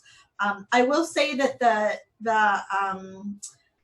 new regs from the U.S. Department of Ed were over 2,000 pages. So I did appreciate that the PowerPoint was only 265 pages and 7 hours.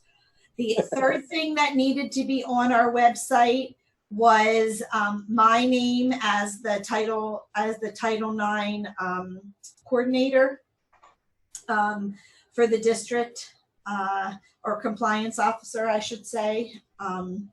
So that is there, clear with my address, phone number, how to reach me.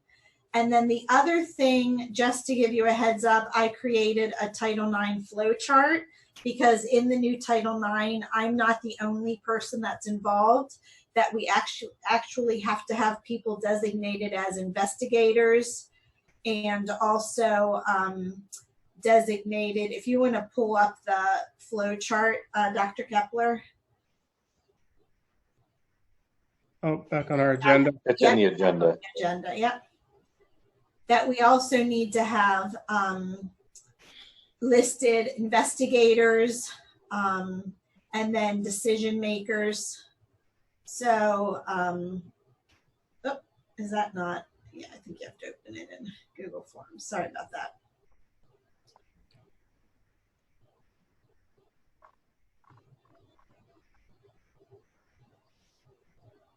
And then if you slide down, we have investigators, decision makers, and then an appeal decision maker throughout this new process. So there's a lot of changes related to victims' rights and the perpetrator or the accused perpetrator's rights, and I will be getting into that more at a future board meeting. But I wanted to just update you on the mandates that it was starting tomorrow, those 3 things were expected to be on our website.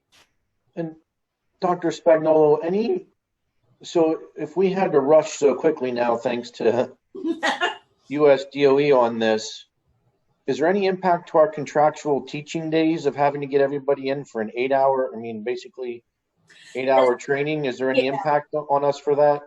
The staff, we do not have to train the staff the full 8 hours. What we have to train our staff, and this includes bus drivers, custodians, any staff member in our buildings, is what they are to do should a student report something.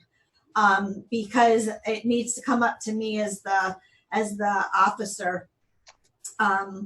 It has to come up to me first, and then I will work with the buildings. But the biggest change is that the investigator should not have any relation with the decision maker. So in the past, if it happened at the high school, an assistant principal may have investigated it, and then the principal might have been the decision maker, or I might have been the decision maker. Now with the new regs, because the assistant principal is really under the principal, it could be a conflict of interest, they're saying. So now it has to be somebody totally different. And then me being the Title IX coordinator, I'm the one that really has those communications with both families. And so I shouldn't be part of any of the investigations, is what they're saying. So there's a lot of loopholes. There's a lot of questions we still have. We do have an hour follow-up with the law firm to ask our individual questions as a district. So we will be doing that within the next month. But yeah, it's, and just noted, Mr. Kreiser, is the Department of Ed thought that because of COVID, they would give us 2 months to get everything ready, and or they would have had it done like in June. So they thought they were being considerate in giving us until August 14th. So yeah, it's been interesting, but we're working through it, and you will get more information on that at our next meeting. Thank you. You're welcome.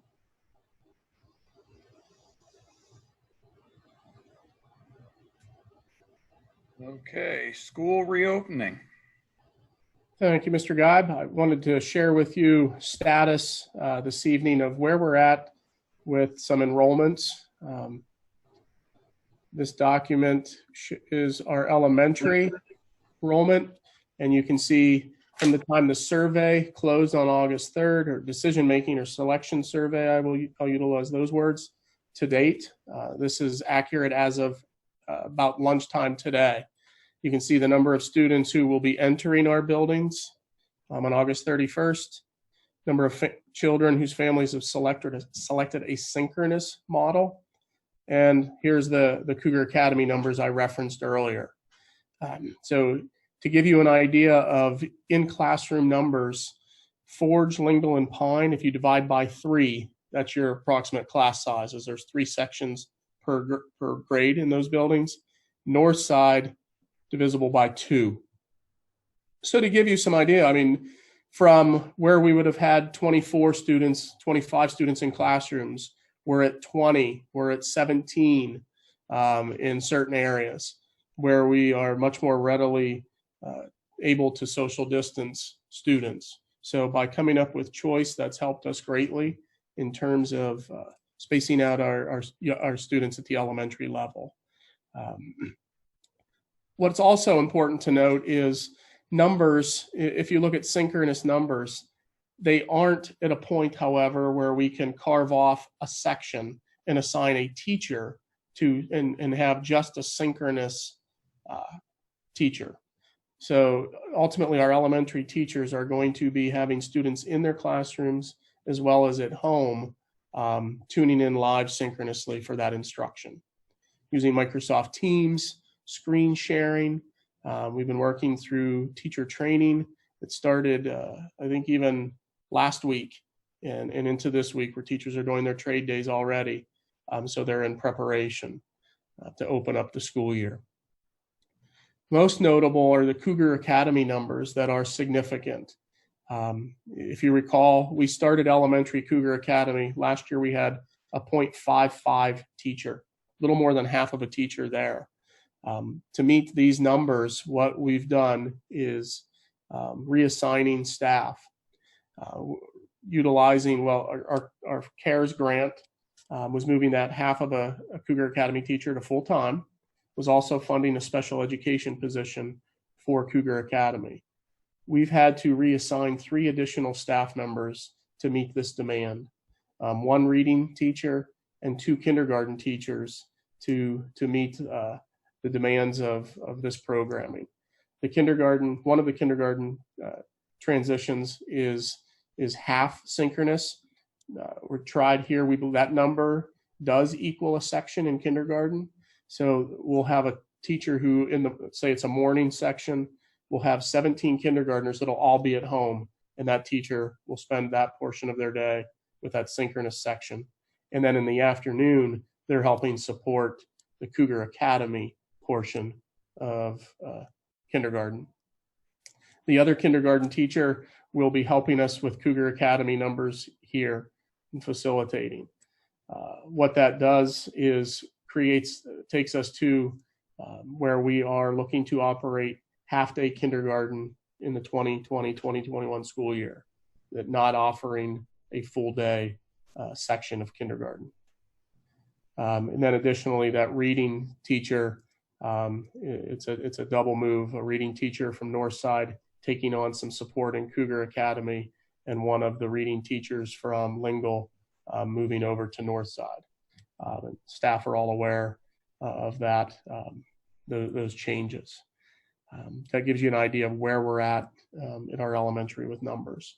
In our middle school, high school, our hybrid AB rotation is the only thing really keeping us to where we can meet some social distancing to the greatest extent feasible. If we have every kid in at the middle school, high school, our numbers would really preclude us from doing much social distancing at all. So it is that AB that is helping us. Another update with this is at the high school level, our CTC is in a similar situation. Really, they worked diligently to try to find a means to get every student in every day in such a hands-on program. But with social distancing requirements, they're looking at a hybrid model as well that'll have Palmyra, Cornwall, Lebanon, and Northern Lebanon students attending on A days, and the 3 other districts attending on B days, with in their case, a Wednesday being their strong lecture day, and all students being synchronous at home on Wednesdays for CTC. And our high school administration is working with those situations where there might not be direct alignment in how we, on our AB rotation and that of the CTC, to how we'll handle that. As some students may be able, they could drive home for their other half where they're at home and it's not their A or B day. There might be cases where we'll look and a student doesn't have transportation, that we'll welcome them into our high school and have them in class as well. So some of our CTC students may be here in our high school setting more than just our AB rotation, simply based on transportation needs. And we'll look at the space to make that happen. Our middle school numbers I mentioned earlier with Cougar Academy, the 47 confirmed middle school students, an additional 6 that are in the process of enrolling would put us at 53. And then we have 11 others who from the survey said they wanted Cougar Academy, and our team's been working and trying to reach out to those families to get them in for a meeting and make those schedules occur. To date, in checking, we are aware of 24 withdrawals for students going to outside cybers. If they're all regular ed students, that is $240,000. Any student with an IEP that doubles that number for that child. One of the saving graces is we had a large population of seniors last year in outside cybers. So we did have a large number of graduates that might help us absorb some of that dollar figure.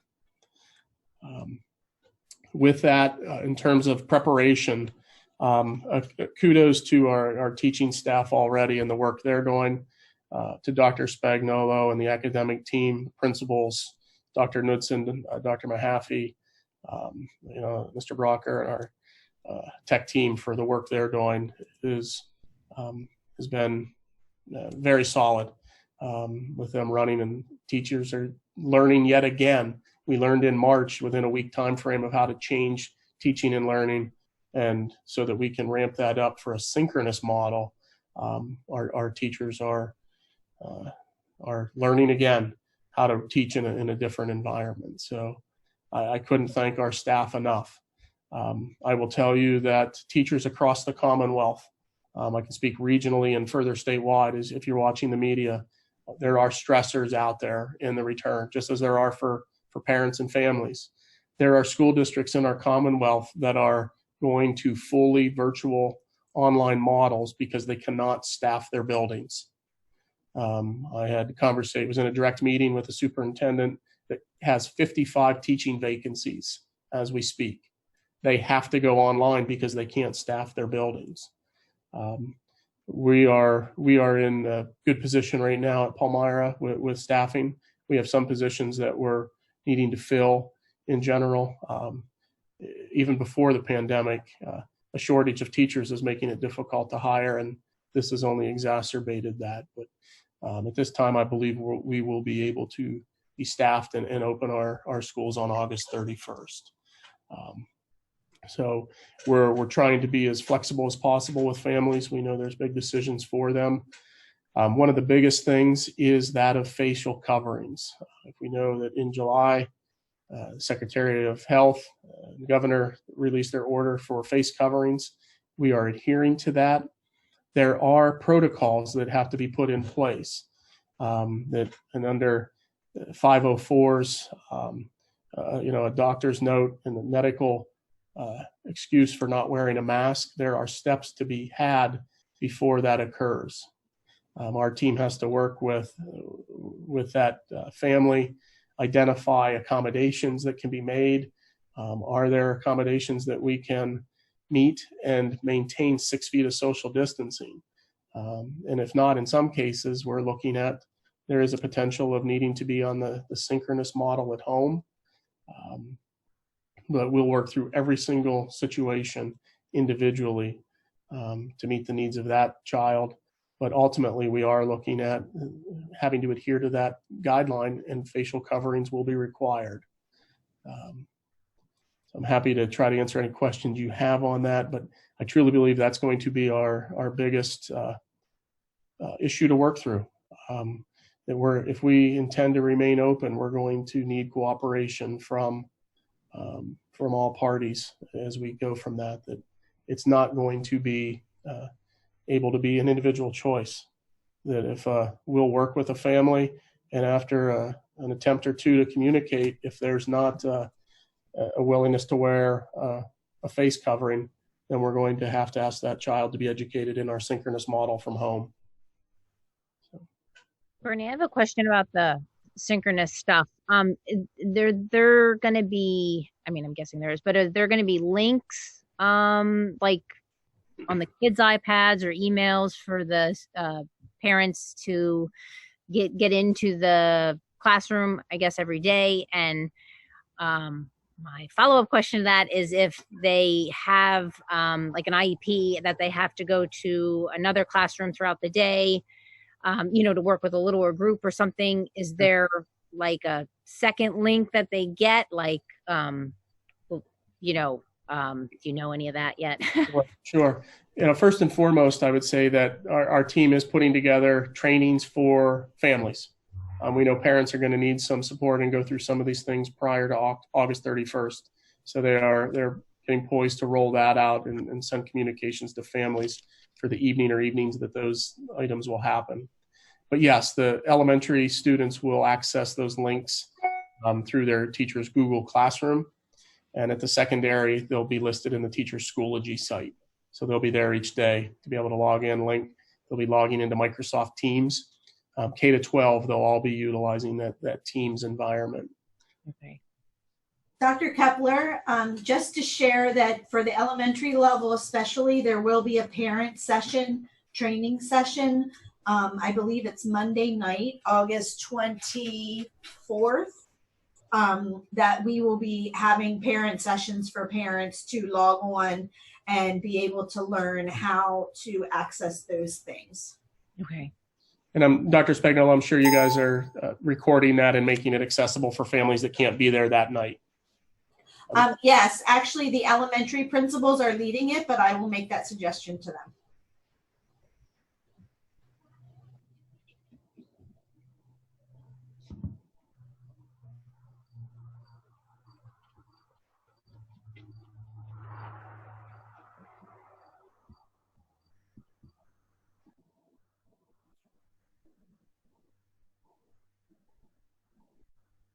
So, any questions? Larry, you want to hit the next item there? Well, I was waiting for Bernie to finish. I'm still awake. Okay, public comment then.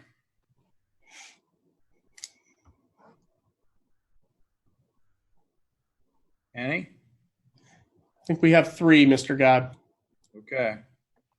There we go. Sorry, I was muted. First one I see is Dave Laudermilk. Mr. Laudermilk, if you are with us again, could you please say hello?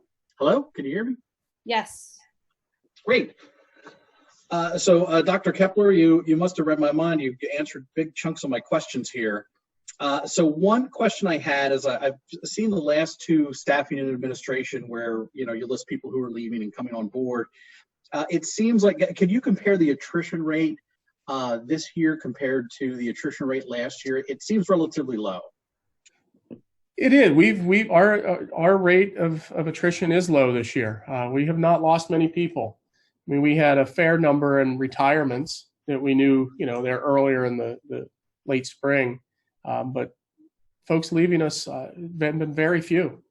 If anything, especially on the teaching ranks, Mr. Loudwick, I think anything we're losing a few more aides than we might typically, but overall, I'm pleased. Our staff is hanging in there, and again, there are concerns about safety, but they're plugging away and trying to do what's best for kids. Well, that's good news, because the health of an organization, one of the best indicators is attrition. So I think it's good to see that there's so few people leaving. I think that gives a lot of confidence to your administration, and that the teachers feel comfortable coming back, and they're not fleeing. As you said, the one district had 55 open positions. And then I think a lot of, I saw it in the news, a district near Pittsburgh suburbs, that just the sheer number of ADA requests, medical leave requests, that if we're in session, and they just are an inability to staff their buildings. The next question I had was Cougar Academy. So you'd mentioned earlier there's 116 elementary. Do I have that correct? Confirmed as of lunchtime today, yes. And 64 have a total indicating interest. 64 middle school? 47 confirmed middle school, 6 in process, and another 11 that we're waiting to hear from regarding the survey. So the potential of 197 students, kindergarten through 8th grade. Oh, 197, okay. For elementary and middle school, and then how about the high school?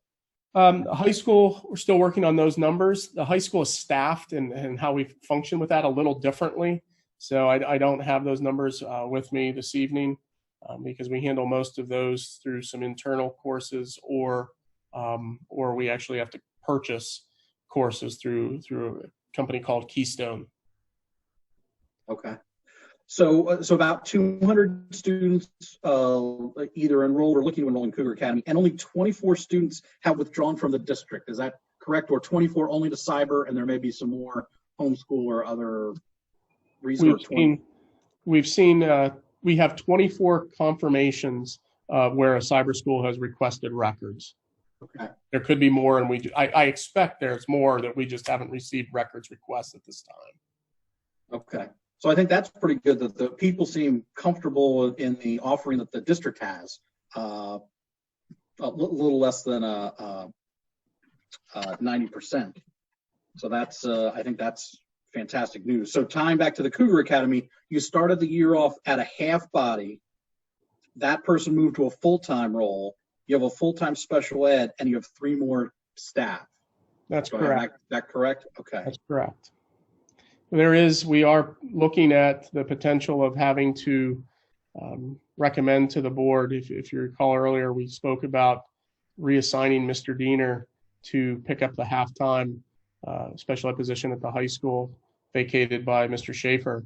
We are looking at the need based on number of students with special needs going into Cougar Academy that will be needing to be looking at a long-term sub special educator to help facilitate that program as well. So going from basically a half up to 5. Yeah, that's incredible, and with no additional impact to the budget, to the payroll. The 4 that we currently have are not, because of grant funding, paying for 1.45 of those. The need for, if we have this additional need for special ed, which we believe we will be coming back to the board in 2 weeks with, would be additional dollars. Okay. All right, and one last question. I'm sure I'm running out of time here. So back, you brought the spreadsheet up of each individual elementary and how many there were, and it looks like in class is going to be between 17 and 20 students. Back to the budget. that with the tax increase allowed the elementaries to remain fully open with the classrooms that they have. If that hadn't gone through, do you think you would have been able to offer an in-person class at a reduced class count in the elementary? If I'm interpreting your question correctly, I'd answer this. Had we not been able to offer the synchronous option and Cougar Academy, I would be likely recommending tonight that our elementary students would have to be in a hybrid AB schedule, which would be incredibly challenging for parents of our youngest learners. So because of these three options, I'm feeling more comfortable in our ability to maintain those class sizes of 16, 17, and the highest at around 20. Excellent, excellent. I feel comfortable as well. I'm glad to hear my son, he's in elementary, is going to be in a class of that size. That's going to be fantastic. But I just wanted to make sure I am tying the tax increase back into a real tangible benefit for the elementary students in this district. So thank you. Thank you, Mr. Laudermilk. Moving on to next public comment, Casey Long. Mr. Long, could you say hello? Hey, how are you? Hey, Dr. Kepler, I just wanted to thank you for everything you've been doing on the reopening plan. You've kept parents informed, and I know you're doing everything you can to make sure the kids can get back in the classroom, which is what a majority of parents want. And I do really appreciate that. And I think all parents do. Just a question on the face mask policy. So I'm looking at Dr. Levine's last face covering order, July 1st, 2020, Section 3, exemptions to face covering requirements. The following are exemptions to face covering requirements under Section 2.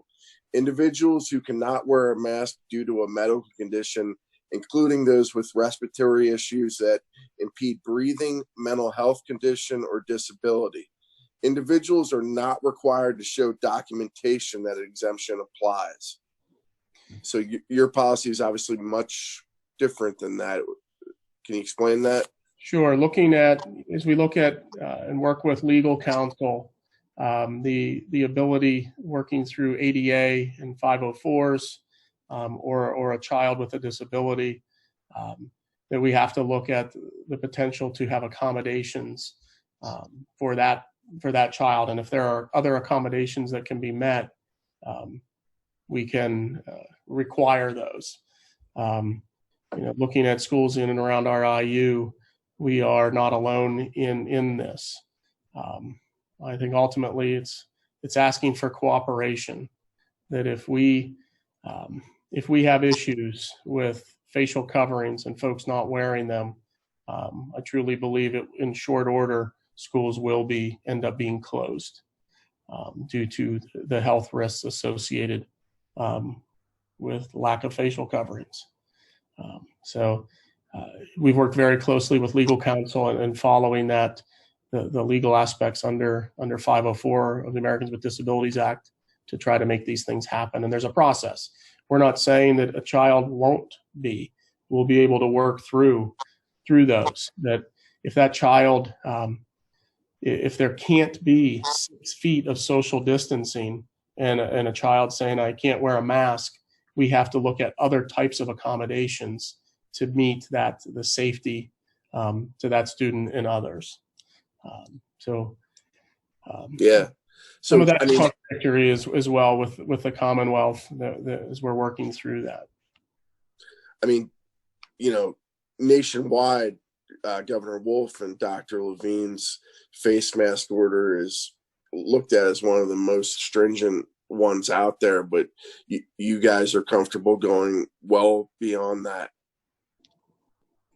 I'm fearful if we model what we saw on national news out of Georgia, schools will be shut down in short order. So I'm not interested in trying to make it a political debate. I want it to be a debate of health. I know it's a polarizing topic. I feel strongly that we have to do what we have to do to create a safe environment. If we expect our teachers and staff to staff our buildings, I believe I owe it to them to stick to that model, as well as our students that are coming in our doors each day. Yeah, I appreciate that. I'm not looking to make it a political issue either. I mean, based on science, kids, for the most part, aren't really getting that sick from coronavirus. So, there's that too.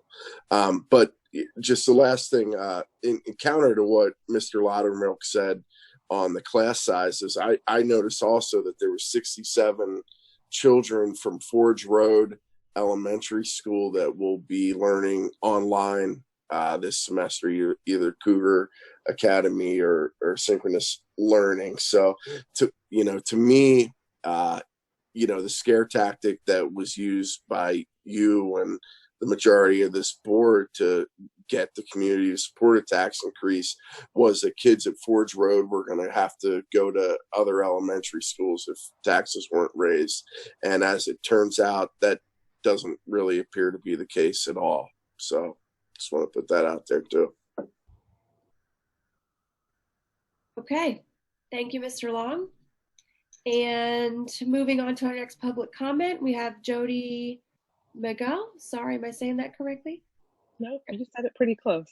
Great. Okay, Jody, you have the floor. Thank you. First and foremost, I do want to thank everybody, Dr. Kepler and administration. We've heard it many times, but thank you so much for all the work you put into this.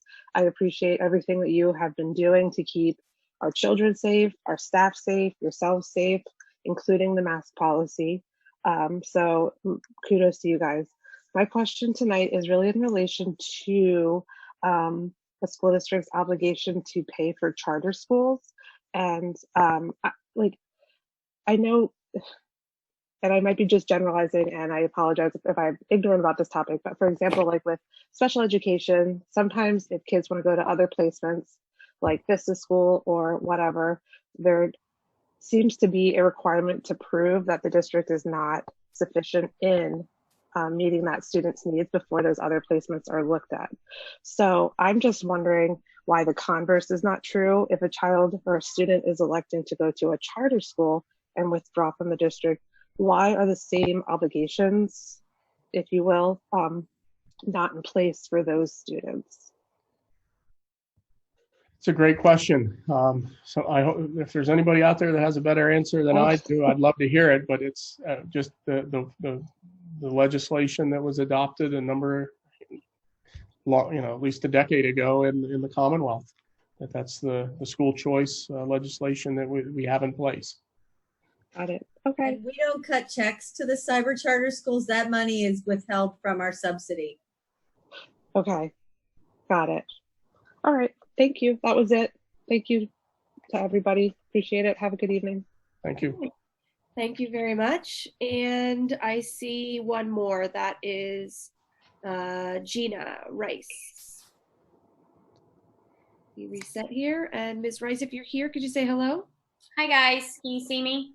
Okay. Yes, you have the floor. I just want to say thank you for all of your hard work. Some of the board members have been just amazing to get this going to Cougar Academy, virtual school.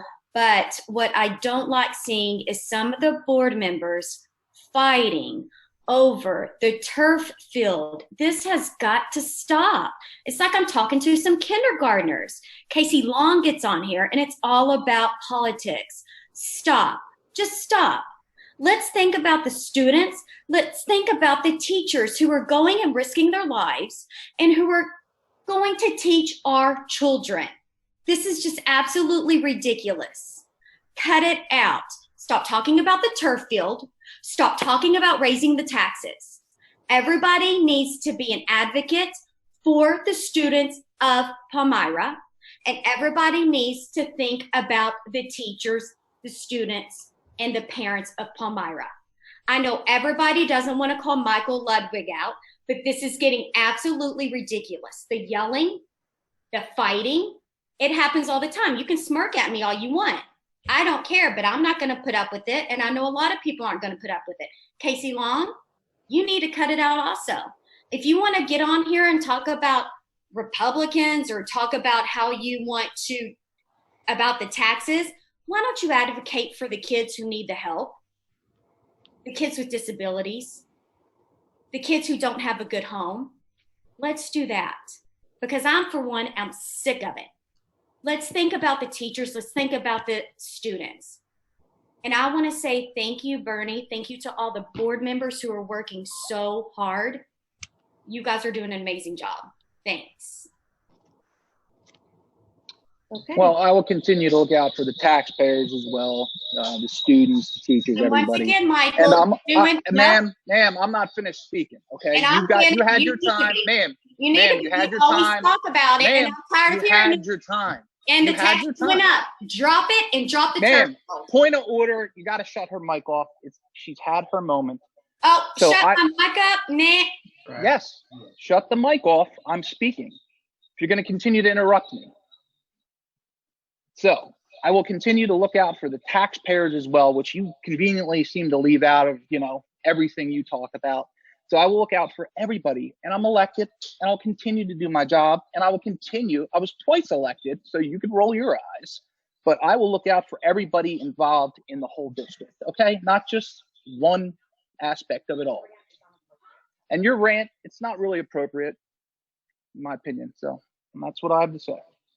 Okay, thanks, Mike. And it looks like we have another hand, Mr. Long. Don't do that. Can't do that. Oh, I'm sorry, Mr. Long, you did not have your hand up in time. So I do not see, there are no other hands from our original three. We are going to end our staffing and administration open session. And we will take a quick break. Let's see, 10 minutes, and meet back for our closed session. Like around 8:30. That 8:30. Does that sound good, or is that too long? 8:20. 8:20, 25. 8:25. Okay. Yeah, I mean, I think let's just get back and get through what we need to get through, and that's fine. Yep, 8:25, and the link can be found in Agenda Manager also. Okay. Okay. All right. See everybody 8:25. Thank you. Oh.